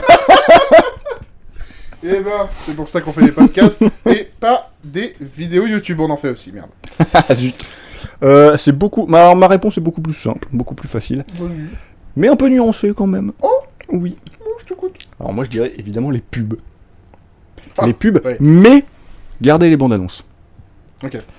On retire le côté pub parce que c'est chiant. Après, c'est Et que c'est long, bien sûr. ça qui Je fait comprends, tourner, hein. Je comprends, bien sûr. C'est ça qui fait tourner le monde, hein, le fric. Le fric. Capitalisme, etc. Les GAFAM. Mais forcément, enfin, comme les issues de secours ou quoi, c'est pas possible. Ouais. Mais voilà, je dirais, voilà, on retire les pubs, on laisse les bandes annonces, et j'irai même plus loin. Alors je sais qu'ils le font pas au cinéma où on va ici, c'est vraiment, ils diffusent la même série de bandes annonces sur tous les films, sur toutes les Ouais. séances qui changent le mercredi. Mais moi, le cinéma où j'allais avant d'arriver ici, avait vraiment des bandes annonces diffusées en fonction des films. En fonction du public, en fait, en fonction du public visé. Bah, ils font un peu ça ici, hein. T'as pas les mêmes bandes annonces sur un dessin animé et sur un film d'horreur. Ouais, mais du coup, tu vas vraiment avoir genre 2 types de salves de bandes annonces, c'est tout. Oui, t'en as peut-être. Oui, Ça va t'en pas as être peut-être trop, deux, ouais. trop Ouais, ciblé t'en as- non ouais, plus. t'en as peut-être deux, ouais. Donc toi, tu supprimerais les bandes annonces. Ouais, non, les pubs. Les pubs, pardon, tu supprimerais les pubs. Donc toi, tu supprimerais 50% de la population de l'univers. Moi, ouais, sans hésiter. Aucune pitié. En un claquant des claquement doigts. de doigts. En claquant des doigts. Ok. Question suivante. Il me reste 2 questions. Mon avant-dernière, c'est un film détesté, mais que tu aimes. Indiana Jones 4. Ah ouais. Ouais. Ok. Pas le 5. Parce Pas que le le 5. 5, en fait, le 5, je l'ai vu quand même, il est plus récent. Donc je l'ai vu avec mon œil de spectateur actuel. Ouais. Donc moins avec ce côté nostalgique. Même si il n'était pas mauvais en soi. Le 4, je sais qu'il est beaucoup plus décrié, beaucoup plus critiqué par rapport à la trilogie originelle. Mais moi, je l'ai vu de mon œil d'enfant. De Oui, mon bien œil sûr, nostalgique qui a regardé les 4 d'un coup. Ok. Et du coup, je l'aime bien. Ok. Je le trouve cool. T'aimes bien même la scène d'explosion atomique? Mais oui, mais en vrai, oui. Je la trouve drôle, tu vois. Ouais. Et même si le Bah, film, elle est je le très revoyais... Elle est très pâle. Oui, et même si le film, je le revoyais maintenant, avec un œil plus aguerri, bah, j'en garderais quand même ce souvenir nostalgique de l'époque, et qui ne ternirait pas, du coup, sur mon appréciation du film. Ok. Ok, c'est intéressant. Ok. Toi, c'est quoi ton film détesté de tous, sauf par toi? Et c'est là qu'on se fait des ennemis. C'est là que... Les Dalton. Oh, Avec Eric et Ramsey. oh, ah, je m'attendais pas à ça. Ok. Tu t'attendais à quoi? Mais en même T'as temps, quand, tellement des goûts de merde de ce garçon, quand ça t'attendait on pas à en a, non, mais quand on en a un peu parlé tout à l'heure, quand tu m'as dit ah j'ai un film et tout, je m'attendais à ce que ce soit une comédie. ça. Ok. Je sais pas pourquoi j'ai pensé à Eric et Ramsey. Je me suis dit je sais pas, c'est probablement un de leurs films ou quoi. Bah, en fait, En côté j'ai- blague j'ai- qui a pas trop vieilli en fait, Ouais. j'ai pensé à ça. J'ai hésité entre celui-là et Steak, mais en fait, Steak a surtout été mal compris et pas mal aimé. Hmm. C'est qu'il a été aimé par ceux qui l'ont vu, Ouais. mais il a été mal compris surtout. Oui. Mais les Dalton, Ah, par les contre... Dalton, alors, Même par eux. ces temps-ci, avec la vidéo de Squeezie, du coup, qui a reçu Eric et Ramsey, qui ont eux-mêmes reconnu que le film était pas bien, et qui ont joué sur le fait que certaines vannes ont vieilli, hein, un peu too much aujourd'hui, un peu problématique. Mais en fait, pareil, c'est un film d'enfance, quoi. C'est un film, on avait le DVD à la maison, ma mère nous mettait devant, et j'en garde certains souvenirs vraiment pas mal. Ok. Avec cette histoire de chapeau magique qui part les balles et tout. Cette dynamique de personnages entre eux, je l'aimais beaucoup. Ok. Même s'ils en faisaient des caisses et des caisses et des caisses. Je trouve que l'univers est vraiment très cool aussi. Genre, très coloré, t'as des costumes vraiment pas mal. Tu sens pas le côté un peu kitsch et tout, quoi. Ça fait un peu... Ah, alors, ça fait un peu attraction Disneyland, mais moi j'ai une sympathie réelle pour ce film. Voilà. Ok, d'accord. Donc peut-être qu'à posteriori, redécouvrir les Dalton... Pourquoi pas, c'est ça, le regarder voilà. avec un œil nouveau. C'est ça. Et puis, tu sais, je pense que c'est un film à voir à 2h du matin, après une bonne soirée entre potes, tu sais, où t'as mangé trop, t'as bu trop. Mais du coup, là, tu peux le kiffer. Je pense que c'est un bon film de fin de soirée, en fait. Ouais, carrément. Je le mets sur le même plan que les Scary Movie, les trucs comme ça, en fait, tu vois. C'est de l'humour hein, qui a un peu vieilli, un peu gras, un peu... Mais voilà, et en vrai, il mérite d'être découvert, je pense. Ok, Voilà. ok, bonne réponse. Merci, Tu as eu c'est bon. gentil. Tu as eu bon. J'ai eu mon bac. Super. Et ben écoute, faut que j'appelle ma mère. Oh, ok, on arrive à la fin. C'est la dernière question ou quoi là? Plus qu'une question chacun. Je t'écoute. Ah bah attends, on va peut-être... Bah, je me dis La peut-être tienne faire ferait une bonne conclusion, je Peut-être pense. faire la tienne d'abord, ouais, je Ouais. me dis.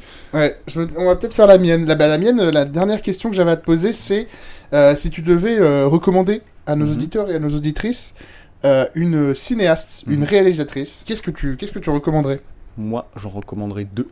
Oh, j'en Ok. recommanderais 2 aussi, dis donc. Parce qu'elles sont sœurs. Ah, C'est les sœurs Wachowski. bien sûr, évidemment. Forcément. J'y ai pas pensé, putain, Ouais. c'est beau, mais oui. Genre, j'ai repensé à elle. J'ai ouais, repensé ouais, à, ouais, bah, carrément, forcément carrément, à Matrix, à Cloud Atlas et tout. Je me suis dit, mais Bien forcément. sûr, Forcément, les sœurs bien Wachowski. sûr, évidemment. Parce qu'en plus, alors que ce soit en termes de réal et même en termes de termes abordés, que ce soit en termes matraqués dans le film, voilà, évident, pas subtil, ou même en termes sous-jacents, en sous-texte. Il y a encore, voilà, Il y a une richesse. Bah, bien sûr, c'est ça. incroyable. Il y a une richesse qu'on ne comprendra jamais totalement. C'est je ça, pense. mais t'as des sous-textes de Matrix qui ont été compris que des années plus tard. Bien sûr. Et qui font bien sûr écho à leur propre histoire personnelle, mais du coup, elles ont vraiment cette puissance d'écriture et de réal, parce que ce sont des... Non, je sais pas si elles écrivent aussi, mais elles s'occupent forcément pas que de la réal. Elles écrivent aussi. Elles ont- les ouais, scénarios. elles écrivent aussi, Il me ok. semble qu'elles écrivent aussi les scénarios, ouais. Ou même, si vous n'avez vu que les Matrix, Bien vous sûr. voyez un peu ce qu'elles ont fait d'autres à côté. Totalement. Et moi, je vous recommande aussi la série Sense8, Ouais. qui est sur Netflix. Je crois qu'elle est toujours. J'espère qu'elle est toujours. Il me semble que oui. C'est une très très belle série de science-fiction, mais science-fiction tournée vachement vers l'humain. En fait, t'as moins de science-fiction que d'humains, avec 8 humains partout dans le monde qui sont reliés entre eux, qui peuvent se voir, se sentir, se ressentir ce que ressentent les autres. Et c'est pareil, hein, c'est un truc de fou. Hein, et t'as raison, c'est d'une richesse folle. Ah, bien sûr, ouais. On pourrait passer des heures à analyser leur cinéma et leur création qu'on en aurait effleuré à peine la poudreuse de l'iceberg. Ouais, quoi. bien sûr. Et toi, du coup? Bah moi j'en aurais 2 Ouais. aussi. J'en aurais 2 aussi, elles sont pas sœurs. Je crois pas. Je crois pas. Je vais commencer en France par Céline Sciamma. Ok. Céline Sciamma dont j'ai vu quelques films. Je recommande notamment l'un de ses premiers, si ce n'est son premier peut-être, Naissance des pieuvres. Mhm. Avec une toute jeune Adèle Haenel qui se passe dans le milieu de Ok. la natation synchronisée, Ah qui parle des émois adolescents, tout ça. Et c'est ma compagne qui m'a fait découvrir parce qu'elle est très très fan de ce film. Et je veux dire, je l'ai déjà vu ici. mais j'ai elle- déjà oui, vu oui, le DVD non, ici. il traîne quelque part, Ouais, bien sûr. Il est quelque part. Et en fait, je l'ai découvert et c'est vrai que, encore une fois, tu vois, comme pour été 85 dont on parlait tout à l'heure, j'étais là en mode Mm. amoureux d'adolescent et tout. Et en fait, c'est vrai qu'il y a une justesse et une pudeur, tu vois, une pudeur dans ce qu'elle met en scène, dans sa façon de montrer les corps, les peaux, les relations entre personnages, qu'elle explorera plus tard encore plus brillamment, je trouve, et d'ailleurs à succès dans Portrait de la jeune fille en feu, Mm. qui a vraiment été reconnu, mais presque mondialement, quoi. Je veux dire, les Américains, apparemment, sont fous de ce film. Et voilà, donc c'est une réalisatrice qui m'intéresse énormément. J'ai pas encore vu Tomboy, il me semble, Ok. ou Céline Sciamma. Trop bien. Je vous recommande. Et la deuxième, c'est Sofia Coppola. J'y ai pensé. Sofia Coppola, alors c'est un peu classique-classique, hein, Sofia Coppola, mais elle a un cinéma qui traite de l'ennui. Elle a un cinéma qui parle de ces femmes, notamment, qui s'ennuient, donc Marie-Antoinette, Priscilla Presley, et puis les filles de Virgin Suicide, donc ces sœurs qui vont se suicider, tout ça. Donc ce féminin qui erre, qui s'ennuie, qui se cherche, m'intéresse énormément. Et puis le style un peu punk qu'elle y met. Enfin, moi, j'ai des très bons souvenirs de Marie-Antoinette et de ces grosses séquences un peu anachroniques. Voilà, donc je vous recommande aussi le cinéma de Sofia Coppola. Il m'en manque 2, je crois. Mais ouais, ça vaut le coup d'être découvert, quoi. Et j'espère qu'on pourra réaborder aussi les films de ces cinéastes-là. Ouais, bien sûr. Ouais, j'y avais pensé à elle. Je l'ai pas mise dans la réponse, mais j'y avais pensé. Très fort. Bah, du coup, on va finir par la toute dernière question. Il faut conclure. Il faut conclure là, faut stopper. Je t'écoute. Mais c'est vrai qu'il fait une bonne question de conclusion. Pourquoi continuer à aller au cinéma? Vas-y, réponds. Oh waouh. Moi, je pensais plus qu'on allait débattre. Ah, on peut débattre, on peut Je débattre. sais pas. On peut débattre. Mais ouais, pourquoi continuer à aller au cinéma? Pourquoi aujourd'hui, C'est vrai, quand c'est on trop a cher. tout à portée de main, c'est vrai, C'est trop cher. quand c'est trop cher, quand tu peux c'est regarder un peu illégalement des films sur ton téléphone depuis chez toi, sur ton ordinateur, pourquoi continuer à aller au cinéma? Et c'est vrai, la question est légitime. La question fait sens. Après, je pense pas que ce soit... Alors, pour ce qui est du prix, je pense pas que ce soit le cinéma qui est trop cher, c'est le moment qu'on met le cinéma. Parce que souvent, quand on va au cinéma, on va au resto, on prend C'est des ça. pop-corn, on prend... C'est tout C'est ça la, qui c'est va la trop cher. sortie du moment. Le cinéma en lui-même, c'est une sortie, voilà, comme une autre. Ça reste, voilà. Oui, c'est un peu plus de 10 balles, bon, c'est un peu cher, c'est vrai, mais ça, il y a des abonnements, il y a des cartes de réduction, il y a tout ça. Au final, nous, on paye notre abonnement, à 23 €, ça fait 2 places de cinéma dans le mois, franchement, c'est vite rentabilisé, quoi, tu vois. Carrément. J'ai plein d'amis qui commencent à se laisser tenter par ça, et je les comprends. Puis t'as plein de types d'abonnements différents qui Oui, c'est commencent ça. à voir le Il y a jour plein aussi, d'avantages, bien pour sûr. seulement le mardi soir, seulement le week-end ou Tout quoi. à fait. Tout à fait. Et alors, pourquoi continuer d'aller au cinéma ? Moi, je pense que c'est avant tout une question d'émotion. Je pense que c'est avant tout une question d'émotion, d'expérience collective. Bah en fait c'est ce que j'allais dire, pourquoi continuer à aller au cinéma en fait, c'est les 19 réponses qu'on a apportées avant ouais. en fait. Ouais. Tout ce dont on a abordé en fait, pour tout ce que ça apporte, tout ce qu'on a raconté. Et voilà, que ce soit les plus comme les moins, parce que ça nous fait quand même des choses à raconter. Bien sûr. C'est des moments sûr. qui sont vécus. C'est des moments où tu te souviens, en fait. Ouais, bien sûr. Tu te souviens de tes séances de De toute cinéma. façon, tu te souviens plus d'un film que tu vois au cinéma que tu Totalement. vois depuis ta petite télé ou depuis ton téléphone ou n'importe. Oui, c'est pour ça que même si t'as un film, si t'as des plateformes pas très légales qui te permettent de voir des films qui sont en ce moment au cinéma, et ben va les voir en salle parce qu'en fait rien ne remplacera l'expérience de la salle, quoi. Carrément Déjà au niveau de l'écran, des conditions techniques, du son. Parce que tu n'auras jamais le même système son qu'au cinéma, même si tu as une très très bonne télé, même si tu as une putain d'enceinte, tout ça, ce sera jamais les mêmes conditions qu'au cinéma. Et puis parce que moi je trouve qu'il y a aussi un truc de, tu vois, quand je regarde un film chez moi, je prends mon téléphone, je regarde mon téléphone, je suis un peu happé par ce qui se passe autour, j'ai pas le noir complet, j'ai pas, tu vois. Ça, et t'as la sortie de secours, là, T'as la... hyper chiante. J'ai le truc de sortie de secours au-dessus de mon appart, c'est très chiant, tu vois. Non mais du coup voilà, je suis pas à fond dedans, alors qu'au cinéma, tu es vraiment immergé dans le T'as film. une immersion totale, ouais. T'as une immersion totale dans le film, et en même temps, tu ressens la présence des gens autour de toi qui ressentent... Tu ressens ce qu'ils ressentent toi aussi. C'est ça, comme tu le disais, ils ressentent les mêmes choses que toi au même moment, donc il y a cette espèce d'expérience collective aussi qui rajoute vachement, et puis l'émotion, quoi. Il y a des films, quand je les regarde chez moi, ils me procurent rien quand je les ai vus au cinéma, mais... C'est ça, enfin, moi j'ai eu retourner. l'opportunité de le faire plusieurs fois, c'est d'aller voir un film au cinéma que j'avais déjà vu chez moi de mon côté en DVD ou quoi, et rien à voir. Même si le film, même si c'était un film que je connaissais par cœur, ça n'a rien à voir. Bien sûr, bien sûr. Alors, l'expérience de cinéma ne remplacera jamais rien. Puis même en termes de tout simplement de soutien, parce que c'est un énorme travail, c'est des artistes. Hein. Totalement. C'est des artistes, c'est Bien des sûr. artisans qui ont travaillé derrière depuis des semaines, des mois, parfois même des années. Et aujourd'hui, on voit, alors, on a eu une période compliquée avec le Covid, où du coup, on avait des sorties en simultané sur les plateformes de streaming, on avait des films qui, voilà, les studios ne s'embêtaient pas à les sortir directement, même si, je peux comprendre que si t'es à la tête d'un studio, que tu vis ce genre de situation, peu importe les décisions que tu prends, ça sera forcément perçu comme une mauvaise décision, mais Bien voilà, sûr. faut prendre des décisions, c'est comme ça. Ouais. Mais aujourd'hui, on voit de plus en plus, il me semble que ça n'existait pas avant, sur toutes les affiches, maintenant, tu vois la mention exclusivement au cinéma. Oui, c'est vrai. C'est vrai. Là, Ouais, c'est vrai, t'as raison. maintenant, tu T'as vois, c'est raison, devenu, c'était c'est pas devenu avant, ouais. vendeur. C'est devenu Ouais. vendeur maintenant. Ouais, c'est t'as de dire, raison. voilà, ce film-là, si vous voulez le voir, si vous voulez. C'est pas un nom de famille. C'est pas un nom de de famille. C'est pas... Ou alors, pas de quelqu'un qu'on connaît, ça c'est clair. Si vous voulez le voir, c'est au cinéma. Faut aller au cinéma. Voilà, ouais. vivez cette expérience au cinéma. Vivez-le au cinéma. Et on voit de plus en plus dans les... Je sais pas, dans les bandes annonces ou quoi, on voit de plus en plus l'accent est mis sur le public aussi, sur les gens qui réagissent. Tout à fait, ouais. On voit des interviews de gens qui sortent de la salle et qui ont des étoiles plein les yeux, qui ont des choses à dire. Bien sûr. Et c'est ça, et ça, tu peux pas le faire de chez toi. Même si, attention, Non, bien c'est sûr, vrai. regardez aussi des films chez vous. On le fait Oui, tous. bien sûr, non mais il faut, oui, t'as des cinéphiles de salon, hein. De toute façon t'as des cinéphiles qui Bien se sûr. développent, moi avant tout, avant d'aller au cinéma, parce qu'il n'y a pas de cinéma là où j'ai grandi, tu regardais des films chez toi, quoi, tu Ouais. tant qu'il y a les DVD de papa, tout ça, et... C'est ça, le but, c'est pas non plus de faire nos vieux cons cinéphiles. Non, bien sûr, non. Non, mais si t'as la chance d'aller voir un film au cinéma, il faut y aller, quoi, tu vois, parce que l'émotion sera jamais la même que tout ce que tu pourras voir chez toi sur ta télé, voilà, Bien sûr. bien sûr. C'est une belle confusion. On va pouvoir continuer donc avec un jeu qu'il me semble tu as préparé. Voilà, j'ai préparé ça. Alors, pour le coup, contrairement aux questions, on s'était vu un petit peu avant pour en parler, Oui, tout à fait. ou réfléchir chacun dans notre coin aux réponses qu'on allait formuler. Là, j'en ai pas parlé. Je ne t'ai pas briefé sur le jeu. Du coup, je C'est suis un un jeu. peu inquiet. Non, mais pas du tout, t'inquiète pas. Ça s'appelle Vise l'enfant. Tu vas prendre cette pomme, tu vas la mettre sur ta tête. Formidable. C'est une adaptation d'un jeu existant. D'accord. On va faire un Kiss Marry Kill de cinéma. Oh, Mais je c'est m'explique. bien.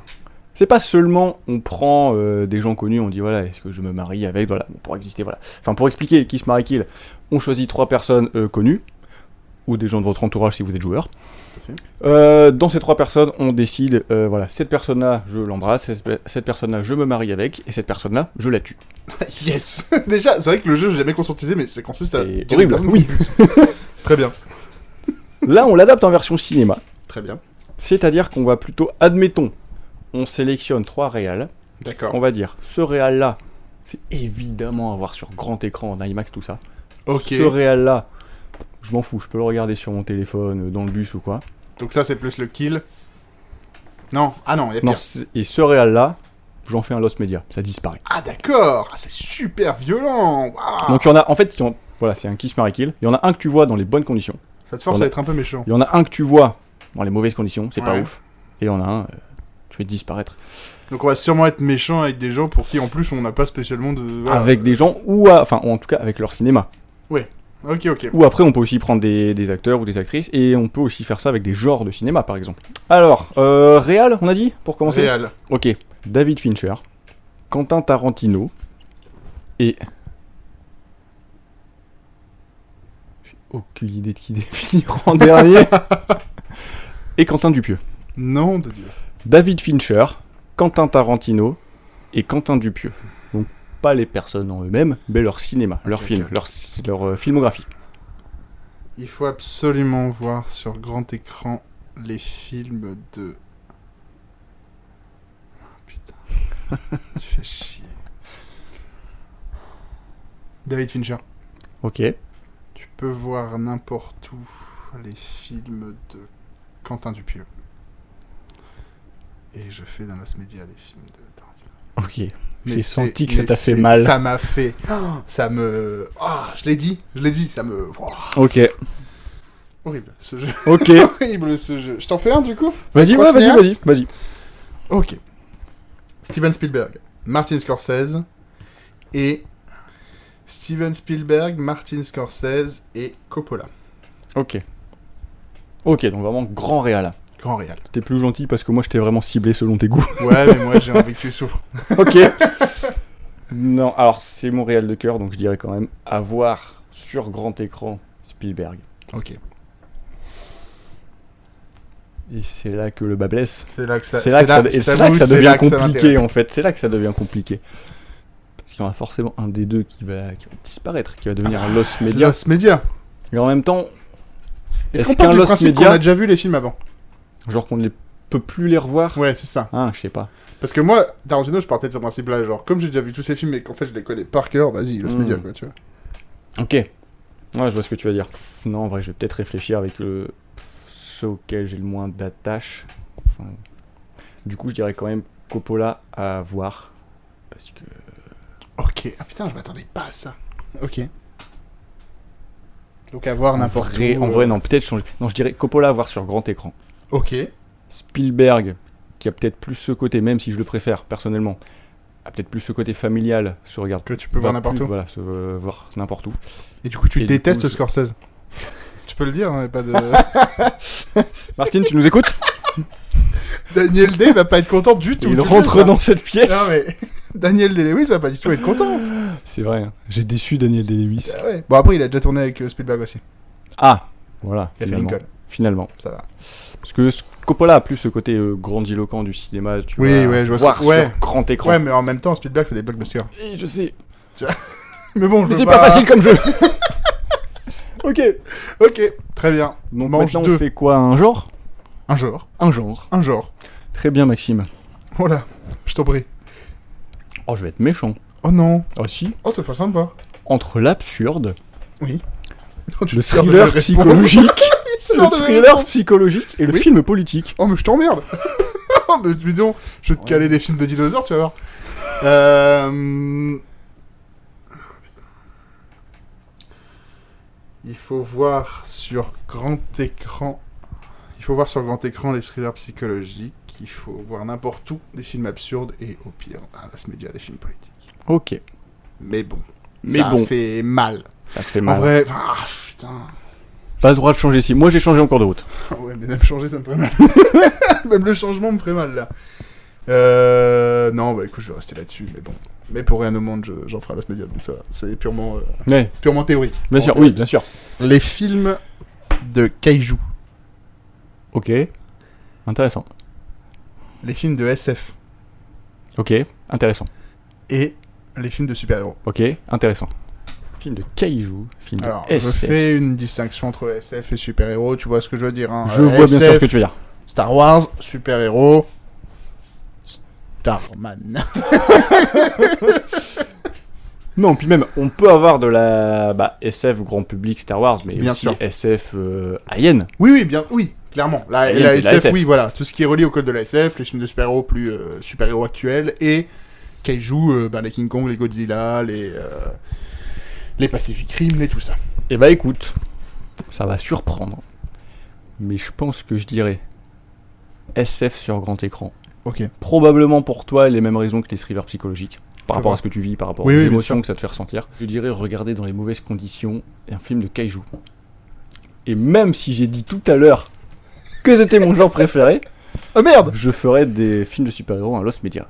Ah putain, ok. Et ça me fait mal de dire ça, Ok. mais Très bien. c'est ma réponse. Je Clair et la- définitif. je la juge pas. Oula! C'est mon dernier mot, Jean-Maxime. Pardon, ok, très bien.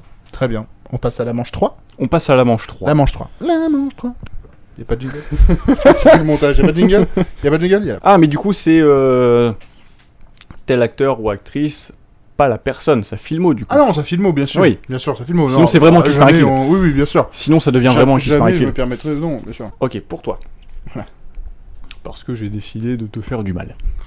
J'ai vu ça, c'est vraiment... Non, en vrai, je vais essayer de prendre Tu des... sais que alors, je suis majeur, hein, je suis pas un enfant. T'es pas obligé de me taper dessus. Samuel L. Jackson, qui a quand même une filmo. Qui a une filmo... Qui a une filmo. Waouh. On peut dire ça comme ça. Il y a une filmo. Samuel L. Jackson, Leonardo DiCaprio Ok. et Meryl Streep. Putain. Donc moi, de ce que je les préfère en tant qu'acteur. Parce que je De- pense de leur filmo. Sur leur filmo en général. Ah, ou... De ce qui m'inspire en tant qu'acteur. Ah, je sais pas. Ah, en vrai, on peut faire les deux. Sur On grand s'en fout. écran, DiCaprio. Ok. À regarder partout, Meryl Streep, et en Lost Media, Samuel L. Jackson. J'ai senti que ça t'a fait mal. Ça m'a fait mal aussi. Ça m'a fait mal aussi, mais en fait, avec le recul, je me dis, Samuel L. Jackson, j'ai peu de films d'attache énormes. Voilà. Globalement, en fait, c'est une figure tellement évidente dans le cinéma que Ouais. qu'il a fini par m'inspirer tout et rien en même temps. Tu vois, donc voilà. Ce qui veut dire que du coup, dans le lore du quiz, si on fait vraiment de ça un Lost Media, Ouais. on fait disparaître 50% des films. C'est Thanos. C'est le C'est Thanos, Thanos. du cinéma. Je pense, Samuel L. Jackson, Thanos du cinéma. Il Bien est sûr. partout. Bien Ouais. sûr. Ok. Tom Hanks. Je sais pas, je savais qu'il allait sortir. Bryan Cranston. Scarlett Johansson. Eh bah écoute, J'écoute. merci. Je suis tout à l'écoute. je suis peut-être le seul à écouter à cette heure-ci du Bah, podcast. je suis peut-être le seul à t'écouter à ce moment-là. du Alors, podcast. au moment où on enregistre, factuellement, oui, sinon ce serait inquiétant. S'il y a des gens qui nous écoutent jusque-là dans le podcast, faites-nous signe. Envoyez-nous un message privé, mettez un commentaire, peu importe. Mais dites-nous si vous êtes encore là ou si on parle vraiment que tous les deux. Sous une chaleur de plomb. Je dirais quand même... Pareil, je vais répondre de manière purement subjective en tant qu'attache émotionnelle. Ok. Je dirais avoir sur grand écran Tom Hanks. Ok. Avoir dans des mauvaises conditions sur son téléphone ou quoi, je dirais Scarlett Johansson. Tu veux pas te perdre tous les films Marvel, toi? Et, c'est pas pour ça. En vrai, elle a fait d'autres trucs intéressants. des Elle a trucs fait super. pas mal. Elle a fait beaucoup de trucs dans sa filmo Marriage Story, très Her et intéressants. tout, enfin, c'est... Mais du coup, qui m'intéresse moins à voir parce que j'ai moins d'attache pour elle Oui, en tant bien qu'actrice. sûr. Tu vois, je me suis moins attaché à elle dans ma cinéphilie. Je vais Mhm. ressortir un truc que t'as dit. Et du coup, je ferai de Bryan Cranston un Lost Media. Ça me fait très mal. Et en même temps, Mais il quand a fait j'y moins de réfléchis. choses aussi. Et en fait, moi, j'ai beaucoup plus d'attache à Bryan Cranston dans des séries, par exemple, Oui, en télé. plutôt que dans des films. Je vois ce que tu veux dire. J'ai vu Breaking Bad, j'ai vu Malcolm, j'ai Oui, vu plus récemment bien Il est sûr. dans The Studio. C'est un acteur auquel j'ai moins d'attache Au cinéma. en cinéma sur grand écran. Tu vois. Ouais, j'aurais dû y penser à ça. J'aurais dû y penser. Mais ça me fait mal parce que c'est un acteur que j'adore. Oui, bien sûr. On fait avec quoi? Les films? Les films en eux-mêmes. Films en eux-mêmes. Ok. The Social Network.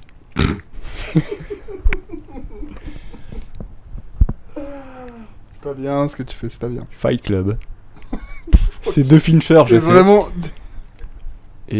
Eternal Sunshine of the Spotless Mind. C'est horrible, c'est horrible, c'est horrible, c'est horrible. À voir sur grand écran. Eternal Sunshine. Ok, je vois pourquoi tu réponds ça. Ouais, mec, tu vas mourir. Je pense que j'assiste à tes derniers mots. En À fait, ton dernier soupir. je suis très partagé. Parce que j'adore le punk et le ludique, on en parlait tout à l'heure, de Fight Club. Et en même temps, tu te dis, est-ce que le voir dans des mauvaises conditions, Ouais. ce sera pas gâcher tout le film? C'est ça. Et en même temps, en fait, Fight Club et Social Network sont intéressants que ils sont un peu l'équivalent de Harry Potter 1 et Harry Potter 7. C'est-à-dire que quand t'es ado, tu vois Fight Club, tu kiffes. Parce que c'est ado, c'est un peu footrack, c'est un peu border, c'est voilà. Et en fait, quand tu grandis, tu reconnais la... Comment dire, la justesse, ouais, de Social Network, tu vois, le côté dépouillé de Social Network, le côté sobre de Social Network. Donc du coup, en tant qu'adulte, c'est compliqué. Mais je pense qu'à regarder sur petit écran Fight Club, parce que le film est plus punk, le film est plus, tu vois, footrack.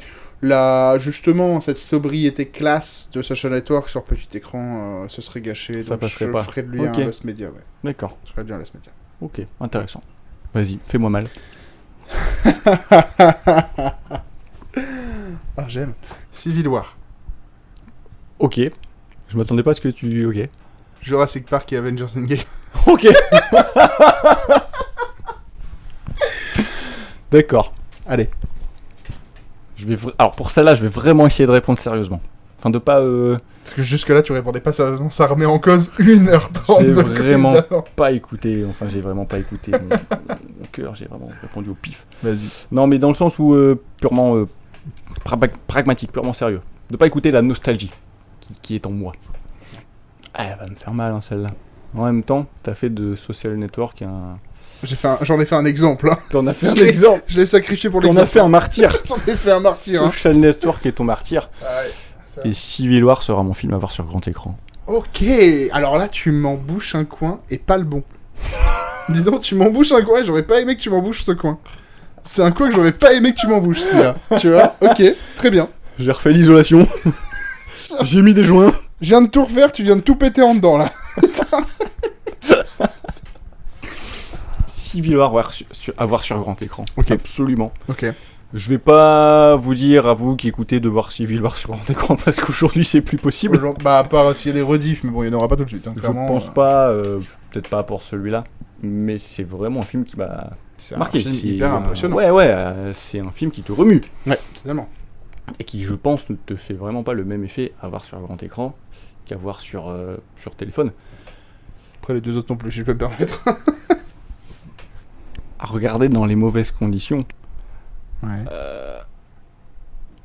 je dirais Avengers Endgame. Et je ferai de Jurassic Park mon martyr. Allez, viva Jurassic Park. Ouais. Ok. Bah comme dans Avengers Endgame, je l'ai sacrifié pour la pierre de l'âme, tu vois. Ok. C'est beau.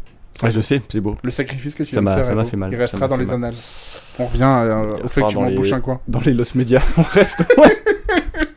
Fais le dupe, s'il te plaît, retrouve Ouais, Social Network voilà. et- Civil War, Avengers Ok. Endgame, que tu peux regarder en fond, finalement. Oui, je vois ce que tu veux dire. J'en ai un dernier Oh, sur les types de projections. Ouais, Et ok. je te dirai. Dis-moi. Séance en 4DX, Ok. séance en IMAX, Ok. séance en plein air. Ah, c'est hyper intéressant. Alors laquelle tu vis sur grand écran? Est-ce que tu fais ton Bah, 4DX oui, chez en toi gros, sur ton je téléphone? les- Bah, en vrai, je classe. les note, quoi, je voilà, les classe. ouais. Ouais. Pour moi, le 4DX au téléphone, c'est t'as quelqu'un qui te pousse constamment derrière, qui fait bouger ta chaise, Cette qui fait... espèce de gamin horrible qui Quand il tape y a dans mon du siège. vent dans le film qui te souffle à la C'est tête. pas un gamin, c'est Margot Robbie qui tape dans mon siège. Ok. Alors, le top, c'est l'IMAX. Bien sûr. Le top, c'est l'IMAX. L'écran est 2 fois plus grand, le son vient de partout. De derrière toi, de sur le côté, de partout. C'est hyper immersif, l'IMAX. Ça coûte un peu plus cher, mais c'est hyper immersif. Si vous avez l'occasion de voir des grands films, des films hyper impressionnants Pour en faire IMAX. ça au moins une fois. Voilà, c'est ça. Une fois sur le grand film qui sort de l'année, voilà, le grand film de... En vrai, ce qui me chauffe plus, je crois que c'est la séance en plein air. Parce que c'est un truc à vivre aussi, quoi, tu vois. L'IMAX, c'est un peu plus gadget. Dans la séance en plein air, je pense que t'as vraiment une émotion qui se dégage, tu vois. T'as un truc où c'est particulier, je pense. Puis c'est particulier parce que bah, c'est de la projection, c'est de la lumière, donc c'est forcément de nuit. C'est ça, Tu vois, donc t'as déjà le contexte qui est différent. Ouais, carrément. Ok. Tu préfères regarder un film Ok. dans un PMU où il y a un peu de monde mais pas trop. D'accord. Sur une télé où par contre le son va fort, où t'arrives à suivre mais la télé est un peu loin, il y a du monde autour. Ou alors, sur la télé de mamie, espèce de grosse télé là, plus lourde qu'un meuble, où t'as l'image qui fait des vagues. La vieille télé cathodique. Voilà, l'image qui fait des vagues, tu vois. Le son est bien, encore une fois. Ou alors, la télé de papy, où le son est vraiment pas foufou. L'image est bien. L'image est bien. Mais t'as parfois 2-3 pixels qui sautent. Ok. Le PMU, je le mettrai en dernier. Ah ouais? Bah Ok. ouais. Ok. Parce que le... Je sais pas. Mais t'as l'expérience collective du PMU, tu vois. Ouais, mais... Ah oui, donc ça veut dire que tout le monde regarde le film? Ah, j'en sais rien, les gens font ce qu'ils veulent. D'accord. Je pas à dire aux gens ce qu'ils vont Ah ouais, faire. c'est ça. Si GG a envie de siroter sa bière T'as et que tu quand le laisses même du tranquille, bruit laisse-le ambiant. tranquille. Parce que moi, pour moi, le visionnage d'un film, alors je sais que je suis probablement... je suis parti d'une minorité à faire ça, mais j'en fais vraiment un rituel. Moi aussi. Toi, tu vois, t'en as parlé en disant que, bah voilà, forcément, quand t'es chez toi, tu vas avoir ton téléphone avec toi. Oui, je vois ce que tu veux dire. Moi, je suis vraiment même quand je regarde un film chez moi, je mets mon téléphone en mode avion, je ne regarde rien, tout ça. J'évite de faire des pauses pendant le film, je veux vraiment choisir le bon moment. Très beau. Même si c'est un film que j'ai déjà vu, tout ça, je vais quand même regarder jusqu'au bout du générique, tu vois, parce que pour moi, ça fait partie du film. Et du coup, le PMU, c'est non. Ok. C'est ciao. C'est ciao. C'est non. C'est ciao. C'est ciao. On oublie. Ok. Et alors... Ouais, en fait, j'ai d'un côté son ok, image pas ok, et d'un côté son pas ok, image ok. C'est ça. Si je comprends bien. C'est ça. Qu'est-ce que je préfère? Ah ouais, mais en même temps, ça fait... Je dirais quand même... Alors, je sais plus si c'est la télé de papy ou mamie. C'est pas J'ai grave. oublié Les quelle deux télé c'était. Les deux habitent dans la même maison. Il y a la télé du salon, Ouais, c'est ça, et la télé de la chambre. C'est ça, dans la chambre en haut. Je dirais quand même... Parce que j'ai expériencé, hein, j'ai vu beaucoup de films dans ces conditions. Ah, tu vois, Et ça c'est pour ça rappelle, que, ouais, ça bien rappelle sûr, les tu vois, souvenirs. il y a ce côté nostalgique quand même. Je dirais quand même bon son, image moyenne. Ok, d'accord. Très bien, moi j'aurais dit l'inverse, tu vois. Ah ouais, Ok, intéressant. Parce que je pense que tu peux plus comprendre le film quand tu vois les images que quand... Mais ouais, mais on part du principe que c'est pas ok. C'est pas non plus genre t'as pas du tout de son. Non, ou pas du tout d'image. non, bien sûr, non. Ben, on a fini. On a fini, c'était très long. Je sais pas combien de temps ça fera au montage total, s'il y aura 2 parties, j'en sais rien. Mais c'était très long, on a répondu à toutes nos questions. C'est hyper cool. Merci d'avoir fait ça avec moi. Ouais. En tout cas, ouais, c'était trop cool. On refera peut-être aussi à l'occasion des émissions un peu plus intimes comme ça. Ouais. Puis courte. Courte Comme ça. surtout. Courte comme ça va être D'une demi-heure super. comme ça se mange Ah, bah facilement. ouais, ça va être génial. C'est le fast-food le plus lourd que j'ai bouffé. On a mangé, on continue toute la journée. Oh là là, mon dieu. Alors, c'est bien beau d'arriver à la fin. Mais on a toujours pas de phrase de conclusion. Eh ben non, est-ce qu'on finit maintenant?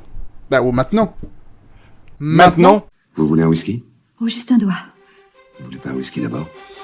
Excusez-moi, avez-vous jamais dansé avec le diable au clair de lune? Alors? On n'attend pas Patrick? Est-ce que c'est toi, John Wayne? Ou est-ce que c'est moi? Ah bon, il a pas de prénom. C'était juste une question. J'ai une meilleure question. Pourquoi, Gamora?